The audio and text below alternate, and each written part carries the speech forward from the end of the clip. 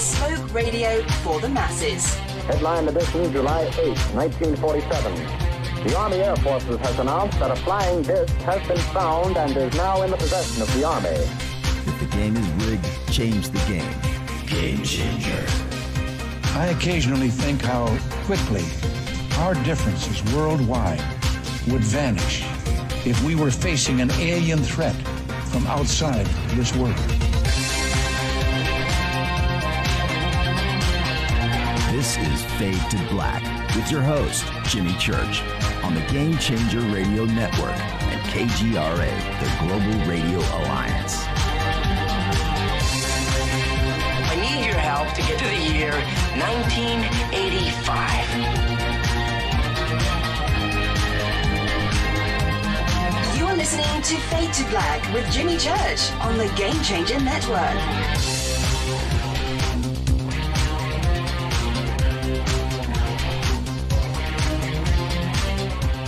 Good evening. Fade to Black. Bespoke Radio.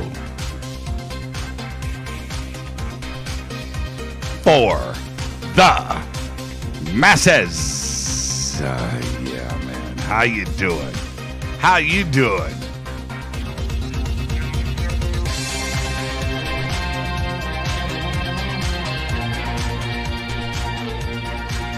Today is Tuesday, September 1st, 2020. 245 days into the new year, only 121 days left. We are live from a bunker somewhere in the middle of beautiful downtown Burbank, California. And I would like to welcome everybody listening all around the world, all across the United States. Hither and thither, to and fro, back and forth, up and down, east and west, north and south, far and near. This is Fade to Black for KJCR, the Game Changer Network, and KGRA, the planet. I am your host, Jimmy Church. What is cracking, everybody? How you doing? How you doing? How you doing? All right. Tonight, this is Egypt week on Fade to Black. And this night is night 2, but we're going to have a night 4. More on that in just a minute. Tonight, Billy Carson is here. We're going to take a virtual tour through his favorite places to visit in Egypt. We're going to do all of that tonight, site by site by site. It's going to be a lot of fun. Temple after temple, right? Okay, so we'll be doing that tonight. Tomorrow night, right here, live from Cairo, Egypt, it's Youssef Al-Yan. Looking forward to that live. And he lives right there at the feet of the Sphinx. He lives right there. So we will be doing that tomorrow night. And then Thursday, we rescheduled Laird Scranton. And last night here in the studio, things started smoking and had a compressor go down, and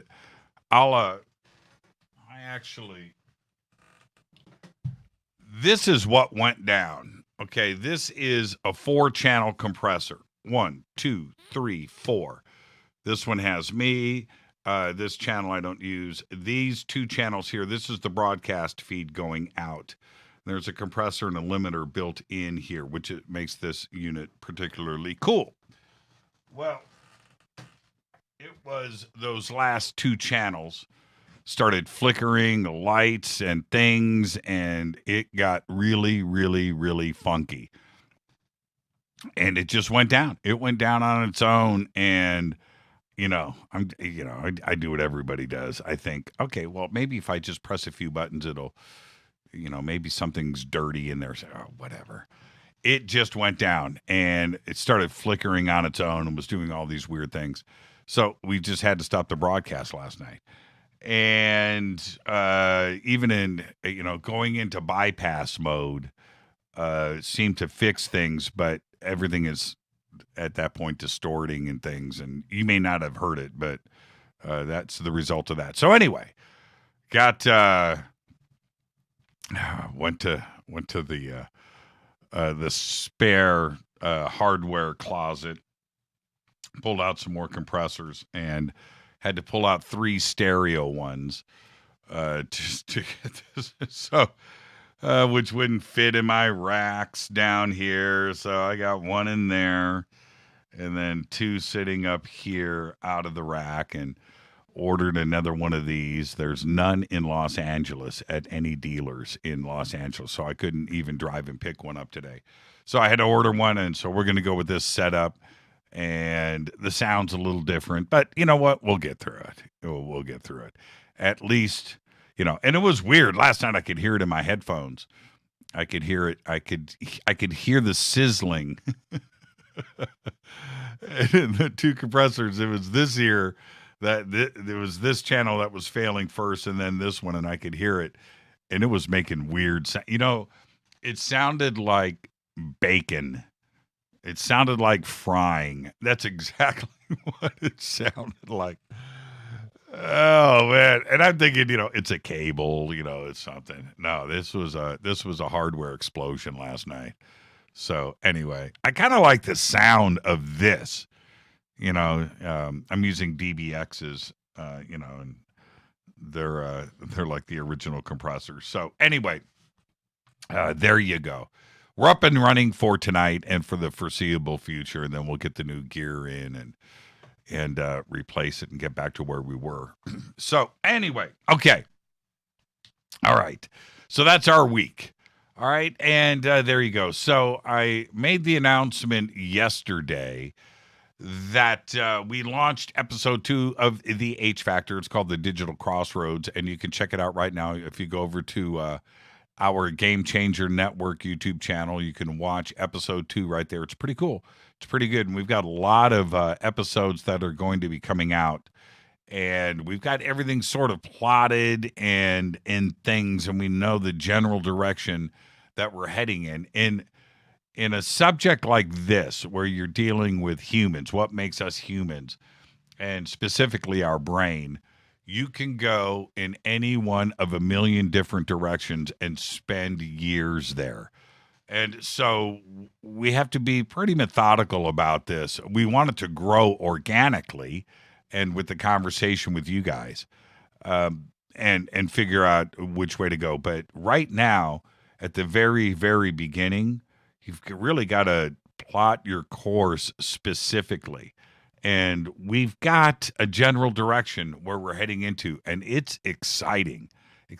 I'm just, it's one of those things where I cannot wait to do the next episode. I cannot wait. Just like Fade to Black, I can't wait for the next episode. I can't wait for tonight.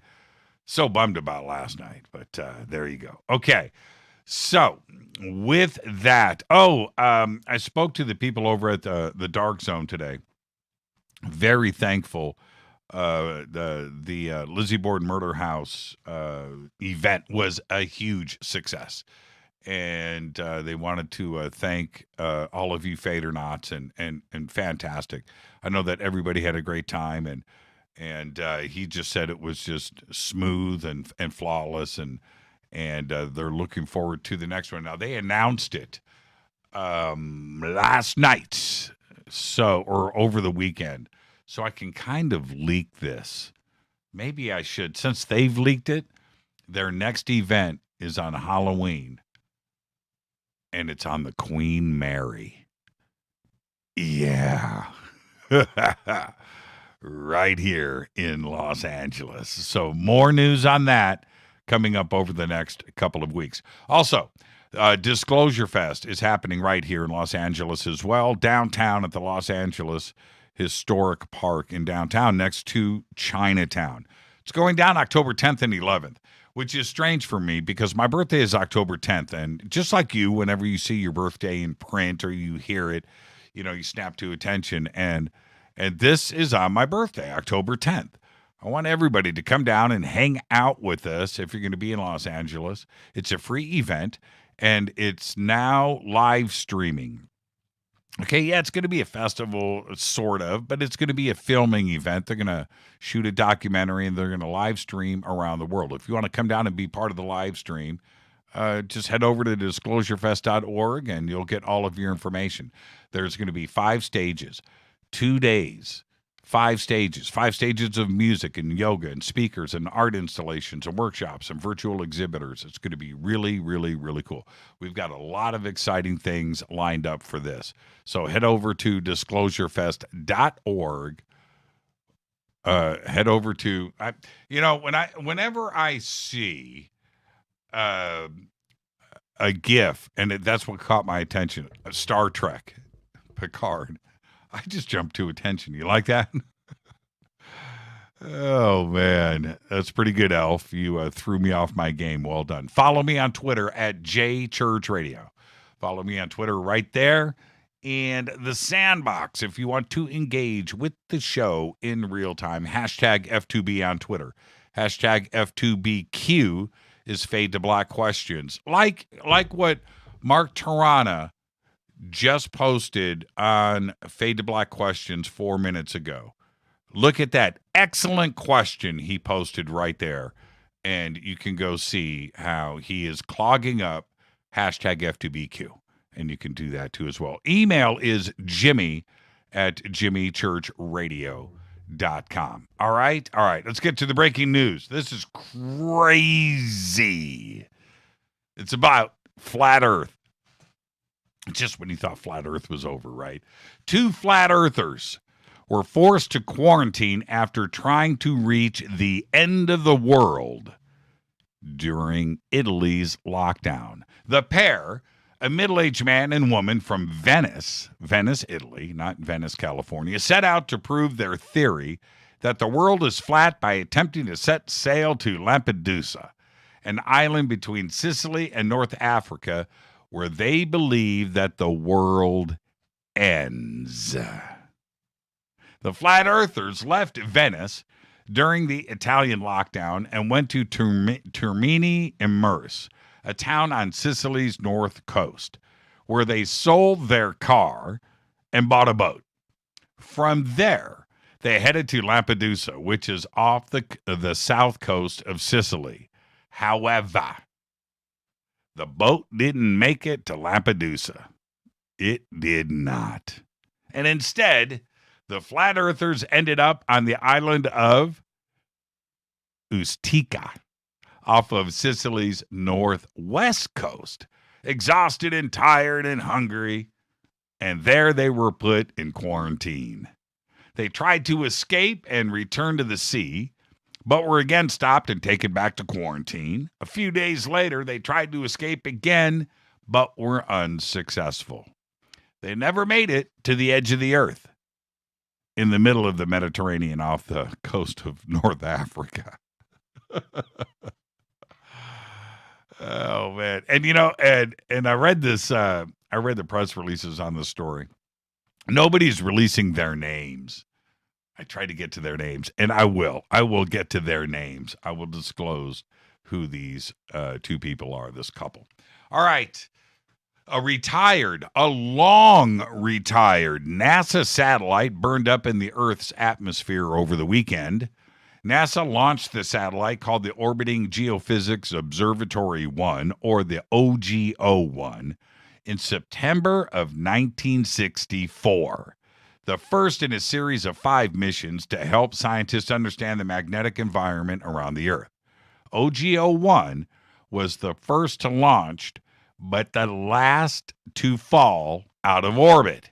The satellite had circled Earth aimlessly since its retirement in 1971. The satellite re-entered the atmosphere at 4:44 p.m. Eastern Time over the southern Pacific Ocean and burned up in the atmosphere about 100 miles southeast of Tahiti. All right, now here we go. I know you heard the news. I got the breakdown of what happened right here. The FBI is investigating a report from airline pilots, multiple airline pilots, that a person was seen flying in a jetpack some 3,000 feet above Los Angeles International Airport this past Sunday evening. The Federal Aviation Administration said 2 airline flight crews reported seeing what appeared to be someone in a jetpack as they were on their final approaches to LAX at around 6:35 p.m. Pacific time Sunday night. Now, here is the communications. This is what was released, by the way. Here's the communications between the aircraft and the tower. Tower, American 1997. We just passed a guy in a jetpack. That's pilot number one. The tower says, American 1997. Okay, thank you. Were they off to your left side or your right side? The controller asked. Off to the left side at maybe 300 yards or so at our altitude. That's pilot number one. Now, and you got to think about this. Landing at LAX, right? They're just 1 minute apart, one plane after another. And at 3,000 feet approaching, and you look at 300 feet away, and you're looking at a dude in a jetpack. That's close. Pilot number two says, we just saw the guy pass by us in the jetpack. Obviously, they're listening to the radio chatter. The controller then advised another aircraft flight crew to use caution. Person in a jetpack reported 300 yards south of LA final at about 3,000 feet, 10-mile final, the controller said. And then, another pilot, it's pilot number three. Pilot number three says, only in L.A. As of today, no one has come forward to take credit for the stunt. And normally, here in Los Angeles, everybody wants to take credit for everything. Not this time. Find it strange. Let's get the show cracking. Happy birthday to today, the one and only, one ringy dingy. Lily Tomlin is 81 years old. Gloria Estefan today is 63. Barry Gibb today is 74. Wow. J.D. Fortune today is 47. Now, I know what you're going, what? J.D., who's J.D. Fortune? Let me remind you, J.D. was the winner of the show Rockstar in Excess. And I'm going to say this. Back in the day, and this is 2020, I'm guessing that was 15 years ago, Rita and I watched every episode of Rockstar in Excess. We really enjoyed that show.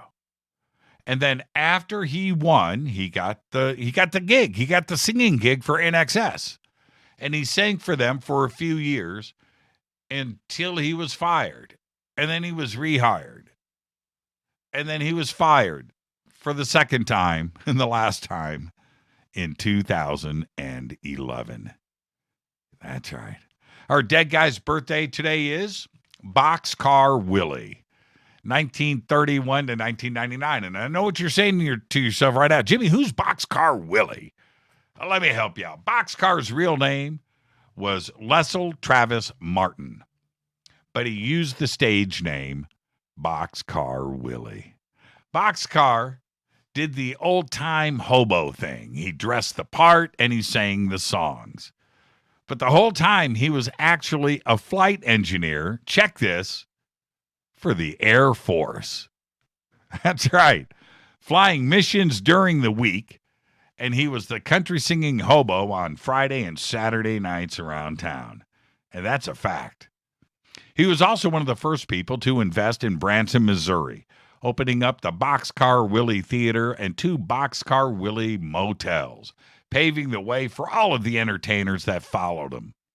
Boxcar was diagnosed with leukemia in 1996 and died on April 12, 1999 in Branson, Missouri, at the age of 67. Boxcar was cool. Happy birthday, Boxcar Willie. On this day in history, 1983, I remember this. I do. 1983, Soviet jet fighters intercept Korean Airlines Flight 007. in Russian airspace and shoot the plane down, killing 269 passengers and crew members. Fader fact.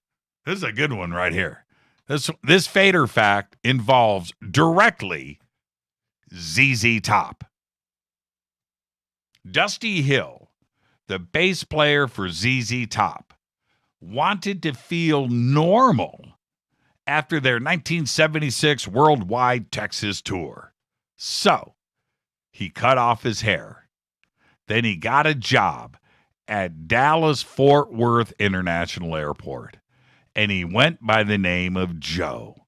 And he would go out on Friday nights with coworkers so he could feel grounded. His words. Tonight, night 2 of our Egypt week, we're going to have 4 nights. We started night 1 last night and fizzled.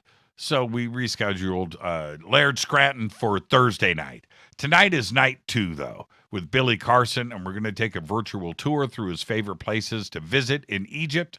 Tomorrow night, live from Cairo, Egypt, it's Youssef Al-Yan. Thursday is Laird Scranton. It is not Fader night. And we will pick up where we left off last night with Laird, and that's our week here, Egypt week on Fade to Black. Now, time for me to hit this River Moon coffee.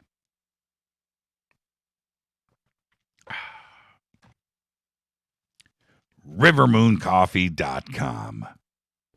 Yeah. Promo code F2B Blend. Or go to the Amazon store. There's a promo code there too. If you go to our website, click on the banners, all your promo codes that you need for where you are going to are right there. Fade to Black Blend, best coffee in the world. No question about it. All right. What is it about Egypt? For me, I can probably date the start of my fascination with the country to around 1968, when I was about 5 years old. Because during this time I lived in Chicago, and there were 2 shows, that I never missed, even at that age. Had them on my calendar. First one, Creature Features on Friday night. And then Family Classics with Frazier Thomas on Sunday evenings. Both programs were on WGN in Chicago. Now, my memory, and I'm pretty sure about this, is that I watched The Mummy on both shows several times a year. The Mummy is a 1932 film directed by Carl Freund. The screenplay by John L. Balderston. And it was from a story by Nina Wilcox Putnam and Richard Shire. It was released by Universal Studios. And, of course, it stars Boris Karloff. Also Zeta John, David Manners, Edward Van Sloan, and Arthur Byron. All were great in the film. The film itself is about an ancient Egyptian mummy named Imhotep. That's right. Especially what I know now about Egypt. Who was discovered by a team of archaeologists. And that happened many years prior, like in 1921. The film was released in 1932. The story is, back in 1921, they discover this mummy. And they inadvertently bring him back to life, right? Through a magic scroll. Man, it was just such a great movie. And so Boris Imhotep, he disguises himself as a modern Egyptian, wearing suits. He's dashing. His face is all messed up. And the mummy goes off. Boris goes off and searches for his lost love, who he believes has been reincarnated into a modern girl. That's what the movie is about. Now, The Mummy did everything for me. It made me look up Egypt in the encyclopedia. It made me go and look for books in the library about Egypt. I did all the research one could do at my age, at the age of 5 or 6, right? With the limited resources that I had at the time. But I got it done. And I wasn't the only one. when I talk about the fascination of Egypt. Because if you look back just 40 short years before 1968, 40 years, which is nothing, you find yourself smack dab in the middle of the roaring 20s. And during this period, Egypt was the most popular thing in the United States and around the world. I'm talking about homes, buildings, clothes, furniture, the way women wore their makeup. Everything had an Egyptian motif to it. Right now, here in Los Angeles, entire city blocks of Hollywood Boulevard to this very day still have their original Egyptian flair. You can go check it out right now. It's amazing. You walk down the street, you're like, wow, right? It's crazy. It's amazing. It all looks, and when you do this, it all looks fresh and new, as if it was drawn, carved, or forged last week, as does anything Egyptian. How did they pull that off? Now, you have to remember, and this is the crazy part, most of what we recognize today as Egyptian, right, is between 4,000 and 5,000 years old. Think about it. You can wear Egyptian jewelry, clothes, a design, a shirt, your furniture, whatever, and it looks it looks fresh. That's what's so impressive to me about Egypt. And they did it 5,000 years ago. So what's the fascination? That's part of it right there. We're going to talk more about this tonight with Billy Carson. Of course, tomorrow night, we have Yusuf Al-Yan here from Cairo live. This is Fade to Black. I am your host, Jimmy Church. You can find me right now on Twitter at JChurchRadio. And that is simple to do. JChurchRadio. Follow me right there. Post what you need to do. If you got any questions, hashtag F2BQ. You can also email me, Jimmy at jimmychurchradio.com. This is Fade to Black on the Game Changer Network and KGRA The Planet. I'll be right back with our guest, Billy Carson, right after this short break. Stay with us.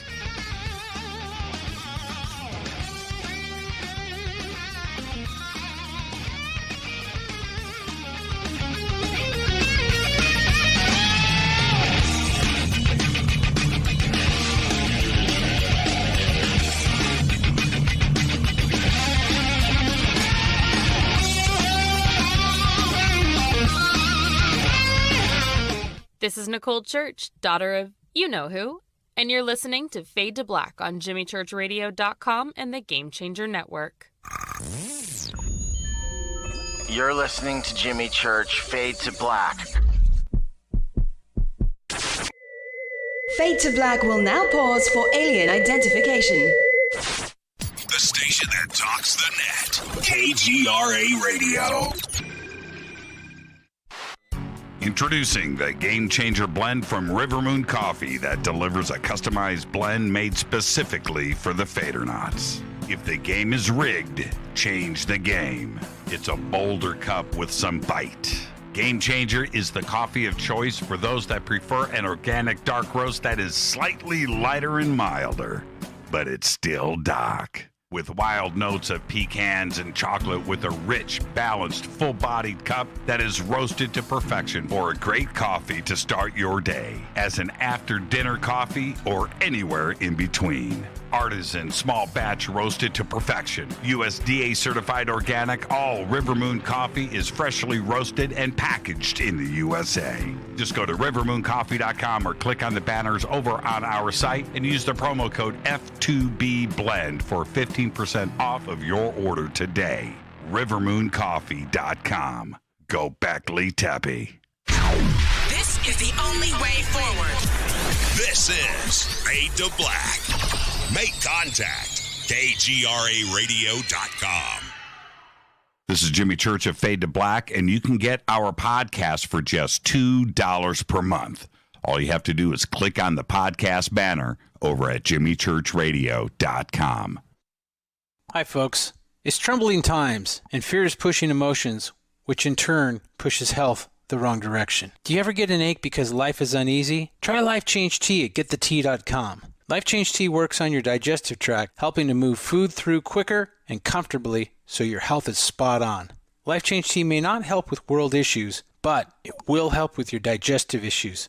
A glass a day helps keep the intruders away. So, change your life today. Log on to getthetea.com. That's getthetea.com. If your health game is off, get on by ordering Life Change Tea. Getthetea.com. And while you're on our site, look around at the great non-GMO organic supplements. And if you're a sales shopper, go to our specials page and see what's for you.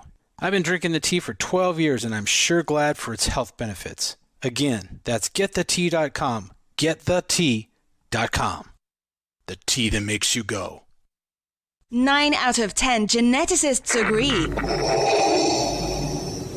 Fade to Black is not your father's radio show on the Game Changer Radio Network and KGRA, The Planet. Hi, this is Rob Reiner from Anvil, and you're listening to JimmyChurchRadio.com. What's up? I'm Chris. What up? This is Kyle Massey, and you're listening to Jimmy Church Radio.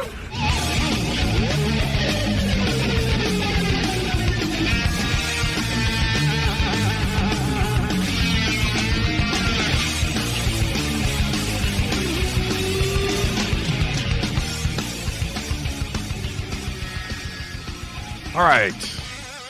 Welcome back. Fade to Black. I am your host, Jimmy Church. Tonight, Billy Carson is here. Tomorrow night, Youssef Ayan, live from Cairo, Egypt. Thursday night, Laird Scranton will be back. Looking forward to it. This is Egypt Week here on Fade to Black. Now, I'm going to hold up to the cameras, and I'm going to show you these really cool squatching stickers. I got a bunch. These are custom made from my brother Danny. Got them in the mail. And they're for you. I will put one of these custom made squatching stickers in every t-shirt that is ordered. So from this day, today is September 1st. Order a t-shirt. Go to our website, order a Fade to Black t-shirt, and I'll put one of these in every package right there. These are really, really cool. One of a kind. And it looks like I've got about maybe 25 or... Oh, I got a headless one. Who's going to get the headless one? I kind of want that one for myself. So, there you go. Order a t-shirt. Order a t-shirt after September 1st today, and I'll put one of these in with every t-shirt. Okay? All right? Maybe I'll sign them. Yeah. So that's that. Oh, also my brother sent me this too as well. Man, he sent me a bunch of stuff. He went to the Little Alien, and he got me a license plate. Nice one too, man. It's like real license plate. There you go. Believe, and I got some other stuff too as well. All right, let's get to Billy. Tonight is night number 2 of our Egypt week, and our guest is Billy Carson. We're going to take a virtual tour. As you can see, we've got some of the movie clips up now that we have put together for the different sites that we will be discussing tonight. And we're going to take a virtual tour of the sites and temples that he has visited and discuss their impact on the world. Billy is the founder of Forbidden Knowledge, the author of the Compendium of the Emerald Tablets, and the expert host of D-Space over on Gaia. And if you get yourself a copy of the Compendium of the Emerald Tablets, you will see that I have the honor of writing the foreword to that book. Carson's Forbidden Knowledge has over 2 million followers and subscribers throughout social media, and he is the founder of Forbidden Knowledge, Inc., and is the best-selling author. And things that you need to find out right now are over at forbiddenknowledge.com. He is also the CEO of First Class Space Agency. He is the founder of Pantheon Elite Records and recently earned a certificate of science with an emphasis on neuroscience at MIT. I would like to welcome back to Fade to Black, Billy Carson. Billy. I can barely hear you, Billy. Speak up. I said, thanks for that great intro. I really appreciate it. Wow. What happened to the audio volume? We did a great sound check earlier. Yeah, it was great. Okay. I haven't changed my position at all. Wow. Something is funky here, Billy. Oh, no. What? Can't hear me? No. Oh, man. Wow. I haven't done anything different. Okay. Something strange, Billy. I don't know what to do. Okay, talk to me. I'm going to crank you up on my end. How you doing, Billy? I'm doing great. Just been moving over the last, this month was a moving month. You always think you're going to move pretty fast, but then it takes a little while to get settled in and, put the final touches on. So that took a lot out of me. And then traveling to a couple of places. I went to Maine, to a private island out in Maine, and did a couple of episodes for my TV network on some ancient Sumerian cuneiform tablets with Matt LaCroix. And then this weekend I flew out to Kentucky to interview another key figure that's going to be in the documentary that I'm working on, Black Knight Satellite, The Untold Story, which you're in as well. Yes, I am in that, and I'm looking forward to this. And so when that film gets done, I think that's going to be a game changer right there. Yeah, big time. It's as it develops and as I get deeper into the information and the research, the circumstantial evidence for this thing is actually overwhelming, linking it to super ancient text and, theoretical physics. It's going to be one of those, like you said, game changers. It's going to be a real amazing documentary. It's all shot in 4K and high quality, no Zoom video or nothing like that. That's why I have to fly out and see everybody in person. Yeah, I was shot on set. That's right. Yeah, that's right. Yeah. Very. Exactly. That's the best way to approach it. Yeah. Now, Billy, let's get straight to it.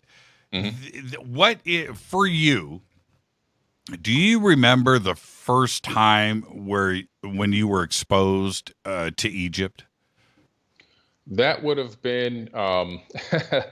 There was a show that used to come on when I was a kid called. I don't know if this was the name of the show, but the star was named Isis. It was a female, and she had superpowers. It would only come on I think Saturday or Sunday for like 2 hours. He had cartoons in the 1970s, late 70s. So she was Isis. I'm not sure of the name of the show, but she was from Egypt and she had these superpowers, and she would go around, helping people. And when she got in a bad spot, she'd call on the power of Isis and transform into Isis from ancient Egypt and gain all these powers. And that's when I, became like enthralled with Egypt and trying to find out all the mysteries of Egypt. Yeah, I remember that show too. I can't remember the name of it. I know. It was a great little show. It wasn't a cartoon. It was like a real person, and she would call on the power of Isis, and she would transform into Isis. It was just, it was amazing. It'll pop up here in Twitter in a minute. Yeah. Somebody's going to post it. And when you see something like that, did you go and look up ISIS? Did you go to the library? Did you start, trying to find out things about ancient Egypt? Yeah, well, I was already researching aerospace back in the 1970s. And so when that show got my attention, then I would just look in the Encyclopedia Britannicas for Egypt. And of course, the first thing they talk about is the Great Pyramid and Giza and Cairo, and how the Sphinx was, buried in the 1800s and how they started to excavate it. So I started learning and researching Egypt back then. What is it that, you've been there, and we're going to go through that tonight, but what is it about Egypt that grabs all of us?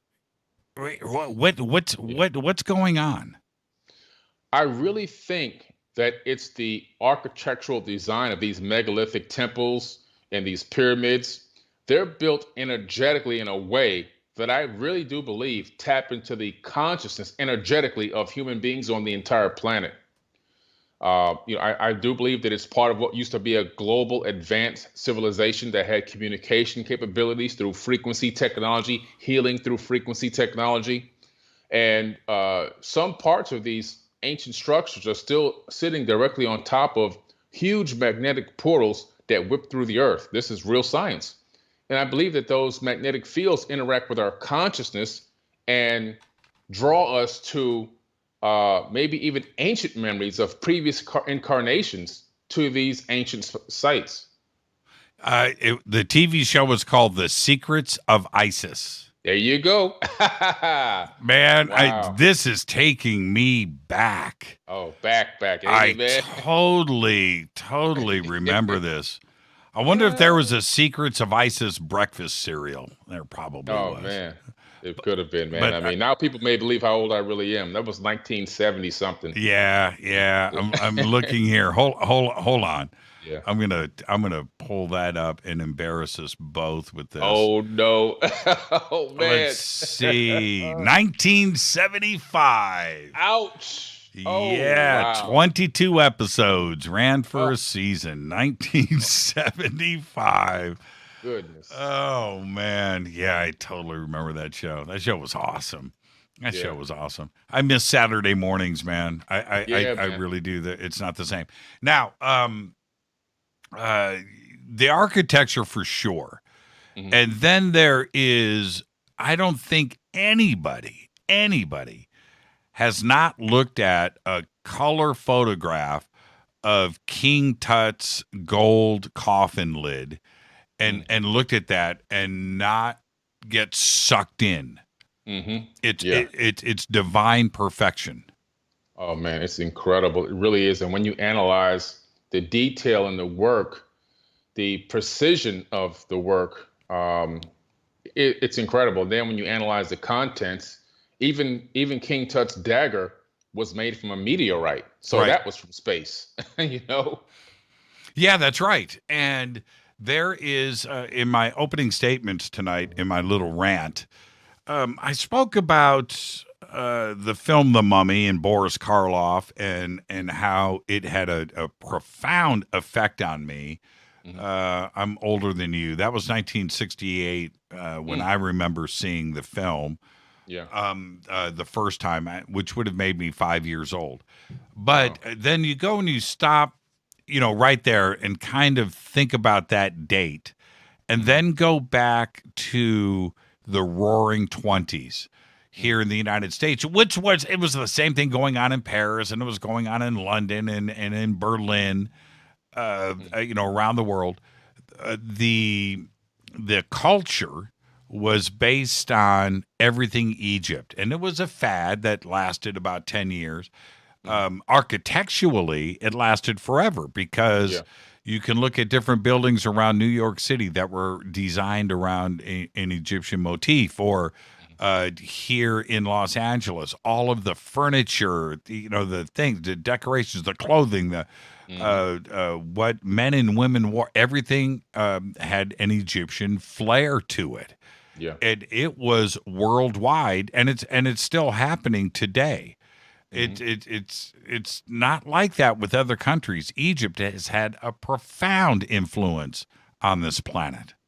Oh, for sure. I mean, if you go to Washington, D.C., you're going to see Egyptian style construction mixed with Greek construction, which still kind of really originates out of Egypt anyway, or before it was called Egypt or Egypto, the land of Kim. And if you go to the Library of Congress, and there's two steel doors there, you look on the doors, you have Thoth from Egypt, from ancient Egypt, and then you have on the other door Odin, which is his alter ego or another incarnation of Thoth. So they know all about this. They have Thoth on the doors to the Library of Congress in Washington, D.C. Yeah, and the Washington Monument. It's an obelisk. Oh, yeah, it's an obelisk. I mean, And there's obelisk in Central Park. There are obelisks in Paris and London and in Berlin and, of course, Italy and in Rome. And now this is, before we start this virtual tour, there's another part to this, which today we get it. We have the internet, we have television, we have the ability to watch movies and documentaries, and we can check out Egypt all day long. But 2,000 years ago, 2,400 years ago, with the different cultures around the world started hearing the rumors of the splendor, the grandeur of Egypt and what was going on there. Without the internet, the word about Egypt spread anyway. That's how majestic it was. And that's what everybody wanted to do. The historians, the leaders of states, they wanted to go to Egypt to see what these rumors were about, right? Mm-hmm. Yep, that's right. Absolutely. And, when you stumble across these massive sarcophaguses which are unexplained how they can get these things inside the Valley of the Kings, and you're analyzing, because you're doing anthropology, and you're analyzing this and you're going, wait a minute, how in the world did they get these things in here? And when I look at these sarcophaguses, for example, the sarcophagus, I kind of liken it to a life support space travel sci-fi movie when they get into the chamber and they lay there and it slows down their metabolic rate so they can travel for light years in space. And the more I looked into the sarcophagus and the whole mummification ritual, it almost seems as if the true purpose is not what we've been told. I think the true purpose was to preserve their DNA. And the reason why they buried themselves in the sarcophagus, in their places with all their gold and jewelry and their animals and everything else, because I did truly believe it was about taking DNA in the future and then recreating a brand new avatar. And I believe that these Anunnaki or these Atlanteans promised them that they would bring them back to life and transfer their consciousness into a brand new body using their own DNA. And I kind of liken the sarcophagus to one of these sci-fi movie metabolic rate sleep chambers that you see in all the movies. Now, we have so many different sites here for tonight. We have Cairo and Dendera, and of course Edfu and Giza, Hatshepsut, and her amazing temple, which is one of the most fascinating things to look at. Luxor and Memphis and other things, and of course Saqqara. Where would you like to start first? Well, let's start. The one that everybody pretty much knows the most about. We can start at in Cairo. Let's start in Cairo. Yeah. And we've got, okay. So we've got, I don't know if Rita's got this image up here, but this is a hotel overlooking the Giza complex. Okay. I'll open that one, yeah.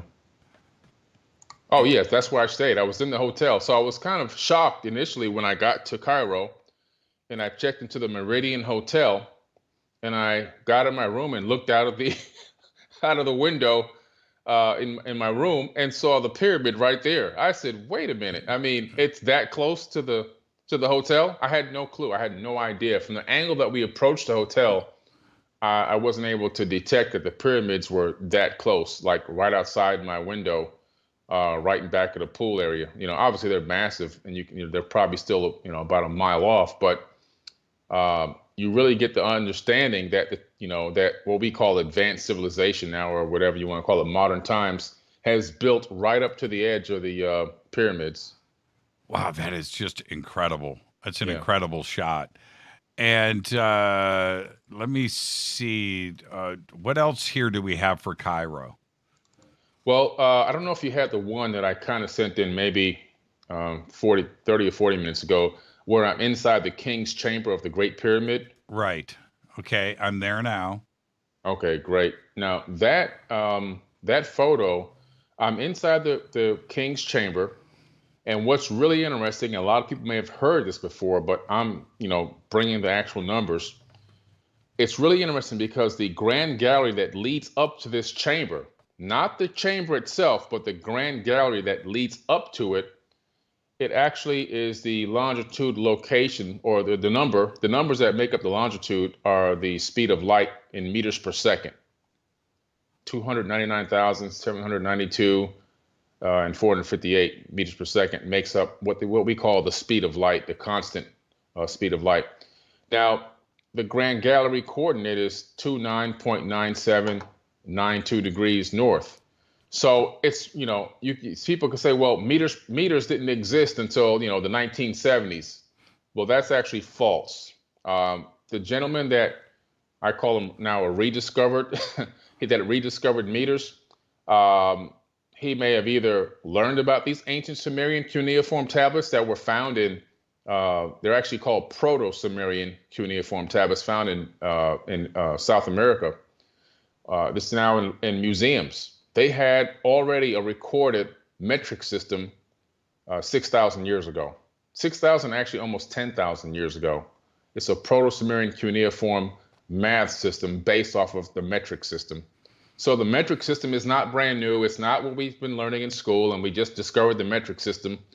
The reason why the pyramids are set up this way, and the reason why this particular coincidence or non-coincidence is this way, is because they had knowledge of the metric system in ancient times. We only rediscovered it now in what we call modern times. Pretty interesting. Yeah, when you hear the number, you and I are stating the number, but when you see the number, the speed of light, 299,792,458 meters per second, next to the Grand Gallery coordinates of 29.9792 degrees north, and you look at the numbers, not only are the same numbers, but what are the odds of that being the same? Right. That is done with intention, isn't it? Done with pure intention. The more I analyze the pyramid, I'm standing in a room where the granite blocks weigh tons, and then you still can't put a human hair in between the cracks. The where they seams and where they go together. There's no mortar in there. It's just an amazing place. And the height of the Great Pyramid, the actual height, is the average height of all the land mass on planet Earth. Now, I don't know if anybody understands what that means, but in order to get the average land mass, the average height of the land mass, you have to have a satellite in space that's in a polar orbit. You can't go from an equatorial orbit. You have to be in an orbit that's polar. In other words, the satellite orbits around the North and the South Pole as the planet spins on its axis. And by that method, you can then take swaths of scans, of topographic scans of the planet as it rotates on its axis. And then you can stitch them together. And because of your topographical scan, you can then use the computer program, whatever software they had, to calculate the heights of all the peaks of all the landmass, and then divide those heights by the number of peaks to come up with the average height. And then you can say, okay, this is the height we're going to build a Great Pyramid to. That's incredible. That's just, it's inconceivable how they could do this. That's right. Now, I just posted for everybody. You can go to hashtag F2B. Follow me on Twitter at JChurchRadio. Simple. Go to hashtag F2B. I just posted the picture that we are talking about right now. And this is what is okay. First off, Billy, how tall are you? 6'4". Are you that tall? Yeah. I know you're taller than me. Okay, I'm 6 foot. Okay, I was thinking 6'2". Okay, you're 6'4". But you're standing next to what is supposed to be a sarcophagus box, which clearly is too small to hold any type of coffin or sarcophagi of any kind, which are like Russian dolls, one inside of another, right? Correct. Okay, which would make, if this is the case, this would make Khufu about 2'6". He'd be a very small human being. He'd be a dwarf. Right. Could you, at 6'4", well, maybe you did. Can you lay down inside of that and stretch out? No, I got inside of there to try to see the frequency of the tuning of the, somebody tapping on the outside of that enclosure. Right. And my knees are bent up. I can't straighten out my knees. And so once you add the other layers of the sarcophagi inside of this thing, there's no way that this was built for a human being. No, it doesn't make any sense. And this is one of the best photographs that I have seen. And I'm glad that you're alone. You're standing next to it, directly next to it. So now everybody can get a general reference about how small this box actually is. Right. Whatever it was built for, okay, we may not ever find out. Maybe we will. But it wasn't built to hold a coffin. No. But here's something interesting. If you look at the biblical text and also the Torah, you discover that the dimensions of this box exactly match the dimensions of the Ark of the Covenant. Yeah, that's right. That's some right. Type of technological device that can actually fit or could have fit directly inside this thing. Now, what is interesting here, I want everybody to stay on this picture, okay? Behind Billy, to his right, the first stone block in the wall, the first one in the corner that's facing Billy, that particular stone, and you can sort of see it here, it's a different color and doesn't match the rest of the king's chamber. It's the only one like it. I think that stone they need to pull out. Yeah. I think that leads somewhere. It's different than the rest of the stones there. When you were in the king's chamber, did you notice that as well? I noticed it. I took several other photos of it, actually, because I was thinking, could this be a key? I actually pressed on it to see, you know, how you look at the old movies. Yeah. I would have done the same thing. Right. So I put pressure on it to see if it was one of those detachable moving stones or something, but it didn't go anywhere. It didn't go anywhere? No. Well, you tried. I tried. It could be a keystone to that area to lead into another, because there's a lot of hidden chambers inside the Great Pyramid, and that's well documented. They've done born scans and everything else. There's all kind of places to hide in there and all kind of little tiny areas that open up into small rooms that seemingly you can't even get to just from what we know. And, you know, with accessibility, you have to use a little drone, little tiny remote control cars and things like that to get to those sections. Right. You know, but it's really amazing that. Now, well, let me ask you this. I've got 30 seconds before the break. Yeah. Okay. You're alone in the king's chamber. How did you pull that off? I paid the guard money. You have to give the guard extra money to even take photos and video. If you don't do that, you won't. They'll confiscate your stuff when you walk out. Or there's a camera looking directly at me. They will come and delete the information and take you out of there. You won't be able to go back in. Oh, is that what's up on the wall there? That's a security camera. Oh, That's I what see it it. is. Yep. And really quick, then down in the left-hand corner, is that an air conditioning vent? What is that? It's a ventilation unit. There's no real cold air coming out, but it's so stuffy in there and there's so much heat that some people have passed out in the past. So they devised a way to bring a little bit of oxygen up to that level. Right. Yeah. Right. I don't know if I could do it, man. I really want to go to the king's chamber. I really do. But it's just so claustrophobic and things. Yeah, it is. Yeah. All right, let's take a break right here. It's a good spot to do it. Tonight is night 2 of Egypt Week here on Fade to Black. Our guest is Billy Carson. We're going to be taking a virtual tour through his favorite sites and temples around Egypt. We've got everything. We've got some video and some custom stuff that we put together for you that will be posted up here in Twitter. This is Fade to Black and the Game Changer Network and KGRA The Planet. Follow me on Twitter at JChurchRadio. You can follow Billy at Forbidden Knowledge. That's Forbidden Knowledge with a 4. We'll be right back after this short break. Stay with us.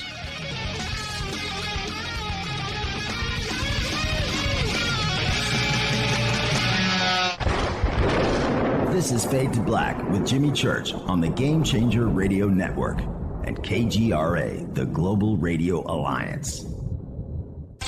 This is KGRA Digital Broadcasting Station, Salt Lake City, Utah, Van Buren, Arkansas. Hello, my name is Billy Carson, and I am a best-selling author and the founder of ForbiddenKnowledge.tv. Together with my team, we have built an all-new conscious streaming TV platform designed with every family member in mind. If you have ever wanted to travel the world and attend lectures and workshops from your favorite speakers but weren't able to, look no further. ForbiddenKnowledge.tv. There are dozens of workshops and lectures from speakers you know and love. We have also included amazing categories to assure that your consciousness is entertained and elevating on a daily basis. Amazing interviews, ancient history, ascension knowledge, wisdom teachings, documentaries, conspiracies, mysteries, health and fitness, conscious cooking, meditations, finance, yoga, and so much more. To start your free trial on any mobile device or computer, surf to forbiddenknowledge.tv. That's Forbidden Knowledge with the number 4, forbiddenknowledge.tv. Again, visit forbiddenknowledge.tv today. Listen, I know, and you know, that you've always wanted your first crystal skull. Or maybe you're a collector just like me, but you just don't know where to go to find the real thing. Then I met Carolyn Ford over at EinsteinTheCrystalSkull.com. Carolyn is the guardian of Einstein, one of the most respected ancient crystal skulls in the world. All of her unique skulls have been imprinted sitting with Einstein in his sacred lodge and are carved from the finest gemstone and materials. Imprinting is the process of receiving the ancient wisdom from the master skull or master computer, Einstein the Ancient Crystal Skull. To see Carolyn's current collection of crystal skulls, just visit her store at EinsteinTheCrystalSkull.com or click on the banner over on our site. Don't forget to use the promo code Jimmy at checkout to receive 10% off of your order today. That's promo code Jimmy. Finding your first or next crystal skull is easy. Just visit EinsteinTheCrystalSkull.com. When you take the beans from Central America with dashes of Indonesian and African mixed in and then roast it to the dark side of Fade to Black, you create the ultimate brew of fringe. Introducing the Fade to Black blend from River Moon Coffee. Yes, River Moon's darkest customized roast was created for the love of Fade to Black. The alchemy of masterful roasting and smoking the beans is in every sip of this full-bodied, dark Java. I need my coffee dark, deep, with distinct bittersweet chocolate highlights, just like the bunker. Leaning further into the darkness of the roast is Fade to Black blend from River Moon Coffee. Just click on the banner at jimmychurchradio.com and use the promo code F2BBLEND for 15% off of your order today. Go Beckley Teppy. Hello, I'm Katie, and you're listening to my main man, Jimmy Church, on jimmychurchradio.com. Hi, this is Ray Hobbs here repping the planet, and you're listening to my good friend, Jimmy Church, Fade to Black, on the Game Changer Network and the KGRA Digital Broadcast Station. This is Toby Kebbell. You're listening to JimmyChurchRadio.com. Don't hurt me, Jimmy. I'm only little. Hey, I'm Adrian Grenier. And this is Ari Gold. We're the Honey Brothers. Yes. We're also Honey Brothers. Hey, I'm Adrian Grenier. And I'm Ari Gold. We're the Honey Brothers. And you're listening to Jimmy Church. The Revolution. This is Jimmy Church of Fade to Black, and you can become an official Fadernaut by just going to our membership section at jimmychurchradio.com. Hello, this is Serena Wright Taylor from Conscious Life Expo, and you're listening to Fade to Black with Jimmy Church, who holds the Lucky Pony record for the best astrological chart since 1963. True story. This is Micah Hanks of the Gralien Report, and you're listening to Jimmy Church on Fade to Black, across the globe on the Game Changer Radio Network and the one and only KGRA Radio, The Planet.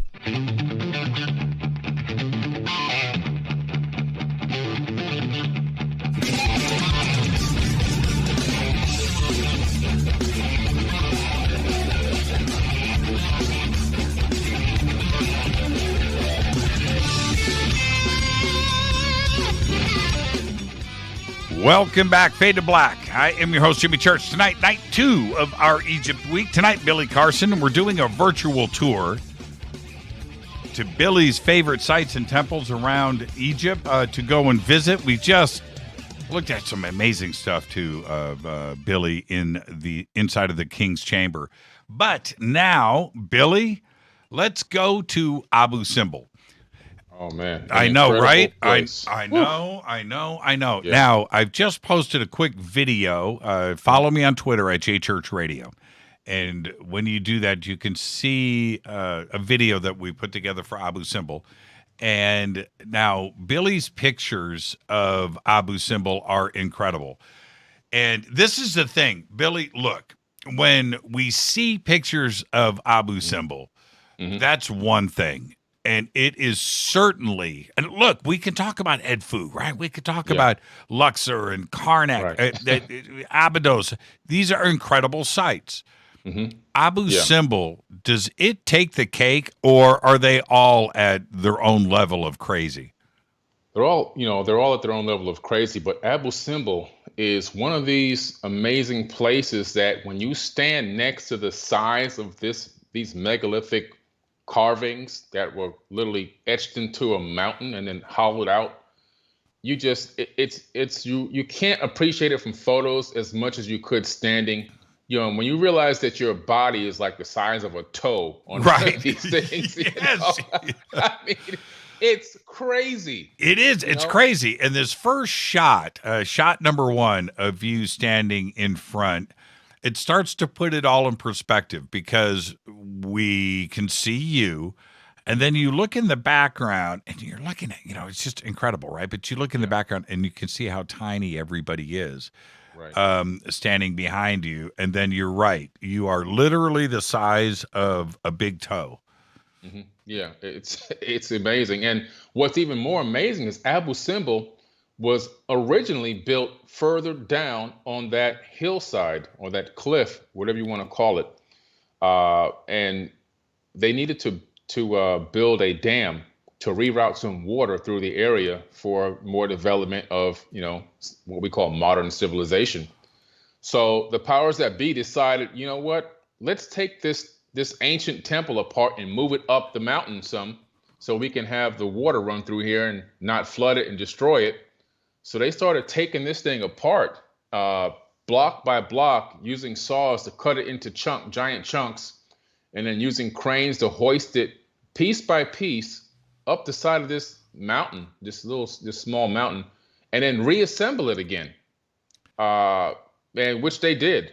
However, they weren't able to get the perfect alignment that it had 3,000 years prior. No, they weren't. And the videos of them attempting this move, and the amount of cranes and struggling and what they and you just got to go back and think, well, you know what, the ancient Egyptians made it look pretty easy. And here we are with all this modern technology and hydraulic lifts and cranes and saws and welding equipment and how they had to frame it. And it was a struggle, man. Yeah, that was a super struggle. I've seen videos of them dropping things. Yeah. There's a special chamber on the inside of Abu Simbel where you have the 3 gods that are sitting there, and at the solstice, I believe, the light comes in and illuminates the gods right at the back of the temple. So you have to have a precise alignment to allow that to happen. I think Ra, the god Ra, was the one sitting in the middle. However, they couldn't get the alignment perfect, or they thought they did, I guess, but they didn't. So the lighting, when it does happen, it doesn't illuminate the gods perfectly anymore. It's off by a few degrees. Right. And that's with our modern technology, quote unquote. Yeah. And how big is the inside?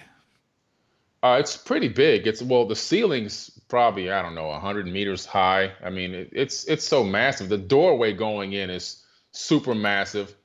And there's another area. It's actually two temples kind of together, and on this hillside. And one has a door that is so massive, you can't imagine why they would build a door this size. The door's got to be, 40 feet tall. Then it's got a key lock on it with a key. And the key is the size of like a mini keyboard. It's crazy. And it actually works. There was somebody filming a documentary about the door when I was there in 2014, just the door and the lock. Why would they build doors that big with locks that big with a key that size? Who would be able to turn that key, and what was the purpose? It just makes you ask questions. Yeah, I want to see the key. Yeah, that's incredible. Yeah, I want to see the key. What was the magic of Abu Simbel? What feeling do you get as you approach it? It's all about, in my opinion, the grandness of Ramses. He was a conqueror, and he had went about really conquering, Ramses II, conquering a lot of places, a lot of different areas of Egypt and Africa. And for whatever reason, he really became one of the most famous pharaohs, I think, because he he was like a Rome of that era. He went around just conquering places and making everybody subjugate to him, including this region here, and building these massive temples and structures in, kind of an ode to himself and his greatness. But his architects and his architectural design was really impeccable and totally incredible. But it's really, you get the feeling of this thing is really honoring somebody great. And it was him. I mean, that's pretty much what he did. But when you go into this thing and you see these gods on the inside lined up down this walkway on the right and the left of you, and you see this total massive size of these things and the complete, incredible, articulate detail that's on every single one, almost as if it's laser etched. You realize, man, what I said when I saw that, I just said to myself, I said, we have really fallen. Like we were at a high level, and now, we're falling. Because when you come out of here and look at the regular construction in the neighborhood, these dilapidated condos, they're falling apart as soon as the wind blows. Right. And this thing is still standing. Yeah, it's absolutely incredible. I mean, it's just breathtaking. Just breathtaking. Let's go to, I'm looking at the clock. We have got so much to discuss tonight. Let's go to one of my favorite places. Well, they're all favorites, right? But let's go to Abydos. Oh, yeah. Now, Abydos. See, the thing is, really quick, Abydos is more of an area, right, than it is, one central point. Abydos is actually quite large. It covers a lot of ground. Mm-hmm. Correct. It's a real big area. It's like a small region, if you would. Right. That's a good way to put it. Yeah. And there's a temple there called the Temple of Seti. And this temple, from the outside looking at it, you're like, oh, okay, it's got some columns and, it's kind of rectangular shaped, and it's got these steps leading up to it. And then when you go inside, as you get closer to the entrance, you realize how big it is. Because from the street, when the bus pulls up or your van pulls up, you see it, but you don't really understand the massive size until you start walking towards it, and then it just hits you. This is super massive, and when you go inside, you've got columns that would take at least 10 humans holding hands to wrap around one column, and they go up, 100 meters into the ceiling. You're talking about a massive, massive structure, and then there's a photo of me, I don't know if you have that one, where I'm standing underneath this famous beam that's across the ceiling that has hieroglyphs in it. Now, when I went to Egypt, I went there and I got a homegrown archaeologist. I didn't want to have a commercialized guide, because when I travel, I want the real deal information. I don't want the commercial mainstream information.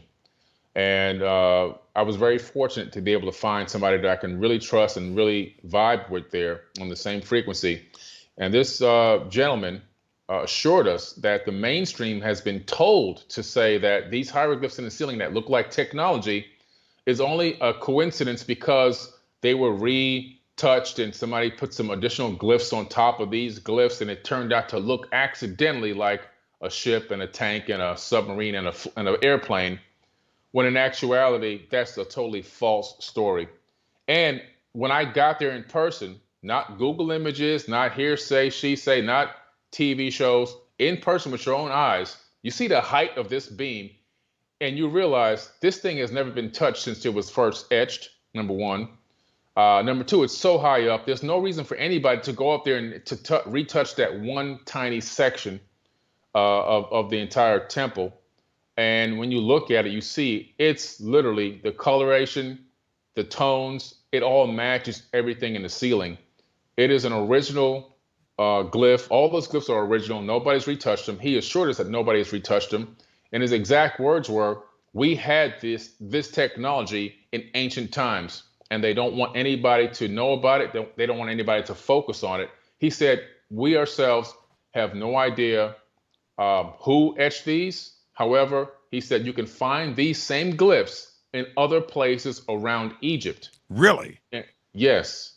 So as I began to go on my 14-day tour of Egypt, I started looking at everything, and I started seeing, you wouldn't see them all together, but you would see one in the midst of other glyphs. You go down into, we'll talk about the Dendera later, you go down there into the crypt and then you'll see another one. Then you go, into the Cairo Museum and look at some of the etching on some of the coffins and you see another one. I'm like, oh my God, they're all over the place. They're just, so this is like prevalent information. These people knew about this technology. It really did exist. There's a helicopter, almost like a Black Hawk or something. It does. Yeah. It's crazy. Yeah. And, see, this is when I first heard about this and started looking at it. I mean, obviously, our human eye, our modern, interpretation. You're going to look at this and go, okay, that's a helicopter. That looks like an Italian yacht that's parked in Monaco. That's the one to the right, and the one below it looks like some kind of flying saucer. It's got a tail on it, a stabilizer, which is strange, but it looks like what it looks like. And then it started to get debunked. Where there's okay, well, it's actually this, and this is what it's. And I thought, why are they going out of their way, to shoot this idea down? It seemed like there was a pretty strong effort to cover this up. But when I look, they are grouped together. That's when you got to go, what are the odds? And it's this: what are the odds of 3 hieroglyphs being next to each other, all of them closely resembling modern technology, but they were covered up and they actually meant something else? 3 grouped together, not 1, but 3. And you're saying, which I can see, this is your original photograph. It just doesn't look to me, Billy, and I've got it blown up on my monitor here. It doesn't look like there was something underneath. It doesn't. No. I don't see that. I think it's intentional, and I could be wrong for sure. And Muhammad Gamal, and anybody who travels to Egypt, I recommend him. If you try to contact me through my Facebook Messenger or Instagram, I'll give you his contact information. He is online. He's a homegrown and been doing this now for 20 or 30 years. The real deal, Holyfield. You're going to get the real story at these sites. You're not going to get the fake story. And I'm telling you, this is original work. And then when he told me this and said, I'm going to show you other places where these glyphs exist. So that debunks the debunkers of the debunk. This isn't the only spot. They're everywhere. And these weren't retouched up on sarcophaguses and all these other places. Right. These things were real. Now, I have to ask you this. What is more impressive to you? Is it what you see on the columns and the walls, or is it what's above you and the ceilings? Oh, man. The ceiling work is incredible. And the reason why the ceilings, a column, you can do a column and then you can put a column up. You can install it. Right. The ceilings, because a lot of the ceiling is these, super massive pieces that have to be, hung. I don't know how they do this. Obviously, nobody knows. But you've got to do the glyphs and the painting and everything else. And then you've got to hoist those up and get them into place without damaging the work. So in my opinion, I would put them there first and then do the artwork. But then how do you do the artwork that high up and that amount of work, but that amount of detail? It's almost as if you've got to be able to lay flat on your back on something that's up that high. And somebody has to do all that work. It's a great amount of detail. When you really go there and see the amount of detail work that goes on for square yard after square yard after square yard, and you begin to realize this one temple, for an average group of artisans, probably would take, I don't know, a couple of years, just to do the work. Right. Now, from Abydos, when you look at it on a map, Abydos looks like it's right next to Giza. Can you see the Great Pyramids, the Great Pyramid from Abydos? depending on the height of the road as you're driving out from there, you can see some of the pyramids in the distance. Because Giza has not just those 3 that we know as the Great Pyramid and the other 2 next to it with the Sphinx. There's about, I think, 4 other pyramids out there as well on the Giza Plateau as you travel down the old dried up Nile path of the old Nile. And you can see those from different areas depending on the height of the land that you are, whether you're going downward like in almost a valley area, or whether you're coming upward and then you're looking down, and then you could see these pyramids off in the distance. There's more pyramids out there than people realize on the Giza Plateau. Absolutely incredible, man. Absolutely incredible. And now what I would like to do, because of the layout of things, let's stay up north. Let's go to Dendera. Yeah. And I want to cross back over to Giza before we start to head south or up the Nile, as they would say. So let's go to Dendera next, which, again, one of the most celebrated sites in Egypt. In New York, in the Egypt wing at the Metropolitan Museum, they have a temple from Dendera there. They disassembled it and brought it in. Many, they brought it to like 1930s or something when they did it and moved it in. But you can actually walk through the temple there. And it's pretty incredible. Very similar to your images here. Yeah. What is Dendera? Dendera is it's an incredible temple that was dedicated to the god Hathor. And she was a female, actually. This was one of her estate mansions, in my opinion, the way I read it. But this also was an incredible place of healing. So when you go to the Temple of Dendera, there are these very narrow walls with gigantic magnetic crystal granite on both sides, and there are these incredible hieroglyphs in them. But there's one area that you walk through if you're sick, and you put your hands along the left and the right pieces of granite as you walk through this narrow area. And it's supposed to go into your body, this magnetized crystal granite frequency, and help cure whatever illness or sickness you may have. And so many people have done this over thousands of years in this temple. Can you imagine so many people doing this, that their hands, their fingerprints of doing it over and over again have literally carved out finger grooves along the granite down that hallway. Yeah. How long is this hallway? This is image number 3. It's such a dramatic picture. Yeah, it's an amazing picture. I would say it's probably about maybe close to 50 yards if I had to do a rough estimate. Yeah. Yeah. And it's an amazing thing. We had to pay a guard an extra couple dollars to go into the crypt. There's a crypt underneath the Temple of Dendera. And in this crypt are some of the most amazing images, which I couldn't find them for this thing, but you can probably Google them. They're the images of the light bulb in the crypt of the Temple of Dendera, the famous light bulb, which is being sitting on top of what looks like a Nikola Tesla type of a object. We call it a Jed pillar, but it looks like a Tesla coil in modern times. And it's wireless. And down in that crypt, I can't put my arms straight out, left and right, just to stretch my arms out, because it's that tight down there. And it's so magnetized that when I turned on my cell phone and put it in video mode, the video is completely chopped. Like the frequency coming off the granite blocks chops your video.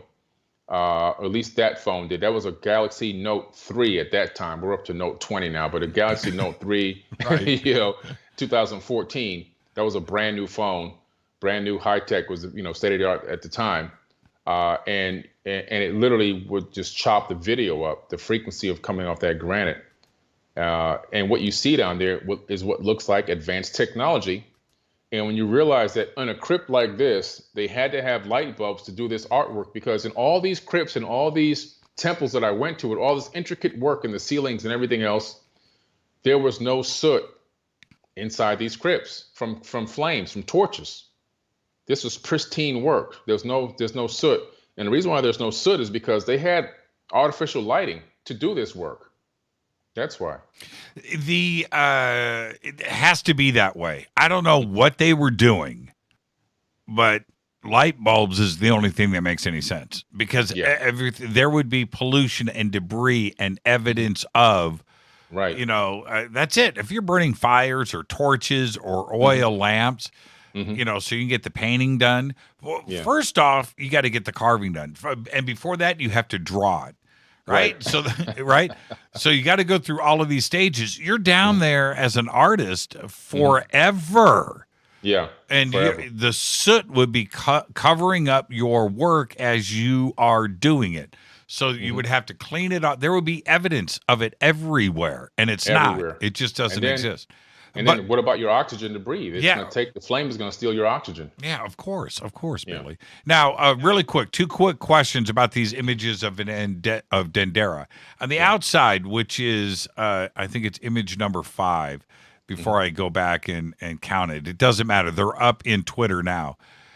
Is the outside, you can see the mud bricks, but behind the mud brick walls is the outside of the temple. That's not what I want to ask about. It's the roof of the temple that is there, where you're looking at these rows of granite blocks compromising the roof here.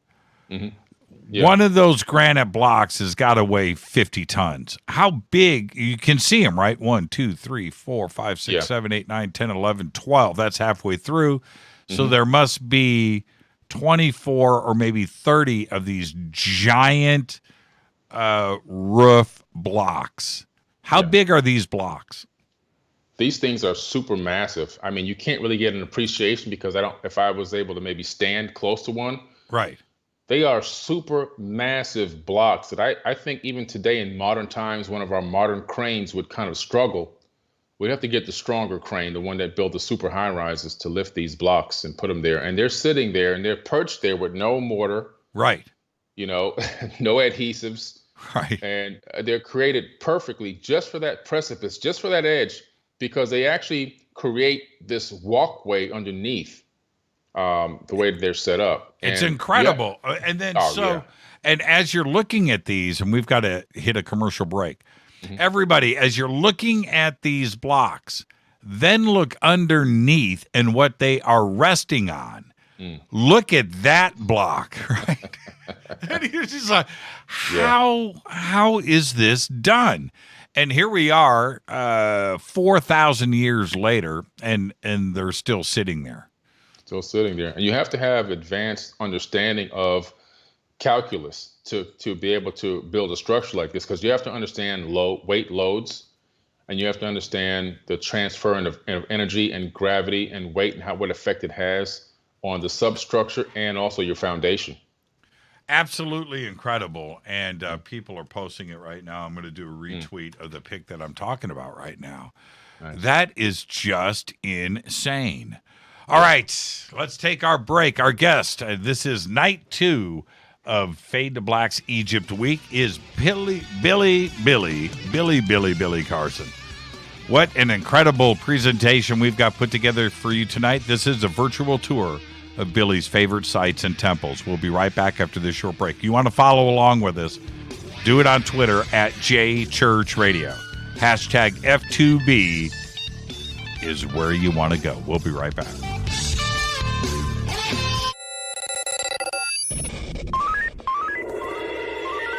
Way out here, we listen to Jimmy Church. You're listening to Fade to Black. Always on the edge of the hottest alternative talk. Jimmy Church with Fade to Black. KGRARadio.com.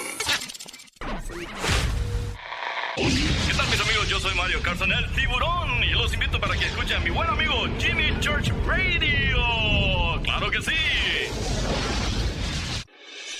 Do you want to be an official Fadernaut? Of course you do. This is Jimmy Church of Fade to Black. Just go to our membership section at jimmychurchradio.com. So, you love talk radio? Then you'll love TalkStreamLive.com. TalkStream Live is always on, 24/7 with the best streaming talk shows. Find your favorite talkers and discover some new ones. It's free, readily available online or on mobile with any smartphone or tablet. Finding your favorite talk shows all in one place has gotten a whole lot easier. Just go to TalkStreamLive.com. Be sure to download the free apps from Google Play or the iTunes App Store. You listen to us, and we listen to you. And so does the CIA. KGRARadio.com. Telepath is a weekly digital newsletter filled with the latest paranormal news, trending topics, and fresh articles from some of the most popular critical thinkers in the community today. Stay informed on your favorite paranormal podcasts and live streaming talk shows. Interact with the Telepath and upload your paranormal story or pics. It could be featured in an upcoming edition. Sign up right now for the free Telepath newsletter at paranormal.radio. That's paranormal.radio. Including the network you're listening to right now, the Paranormal Radio app, free in Google Play and the iOS App Store. You are listening to Fade to Black with Jimmy Church on the Game Changer Network.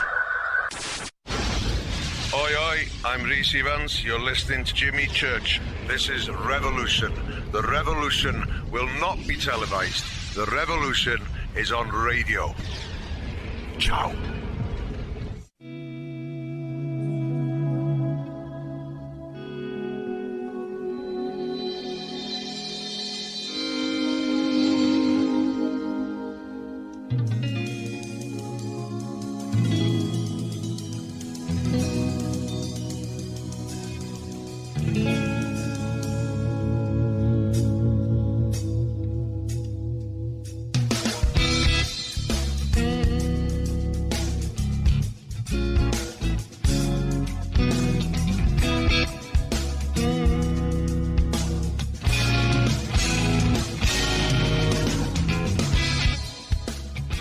Welcome back, Fade to Black. I'm your host, Jimmy Church. Tonight, Billy Carson, night 2 of Egypt Week here on Fade to Black. What a great show tonight.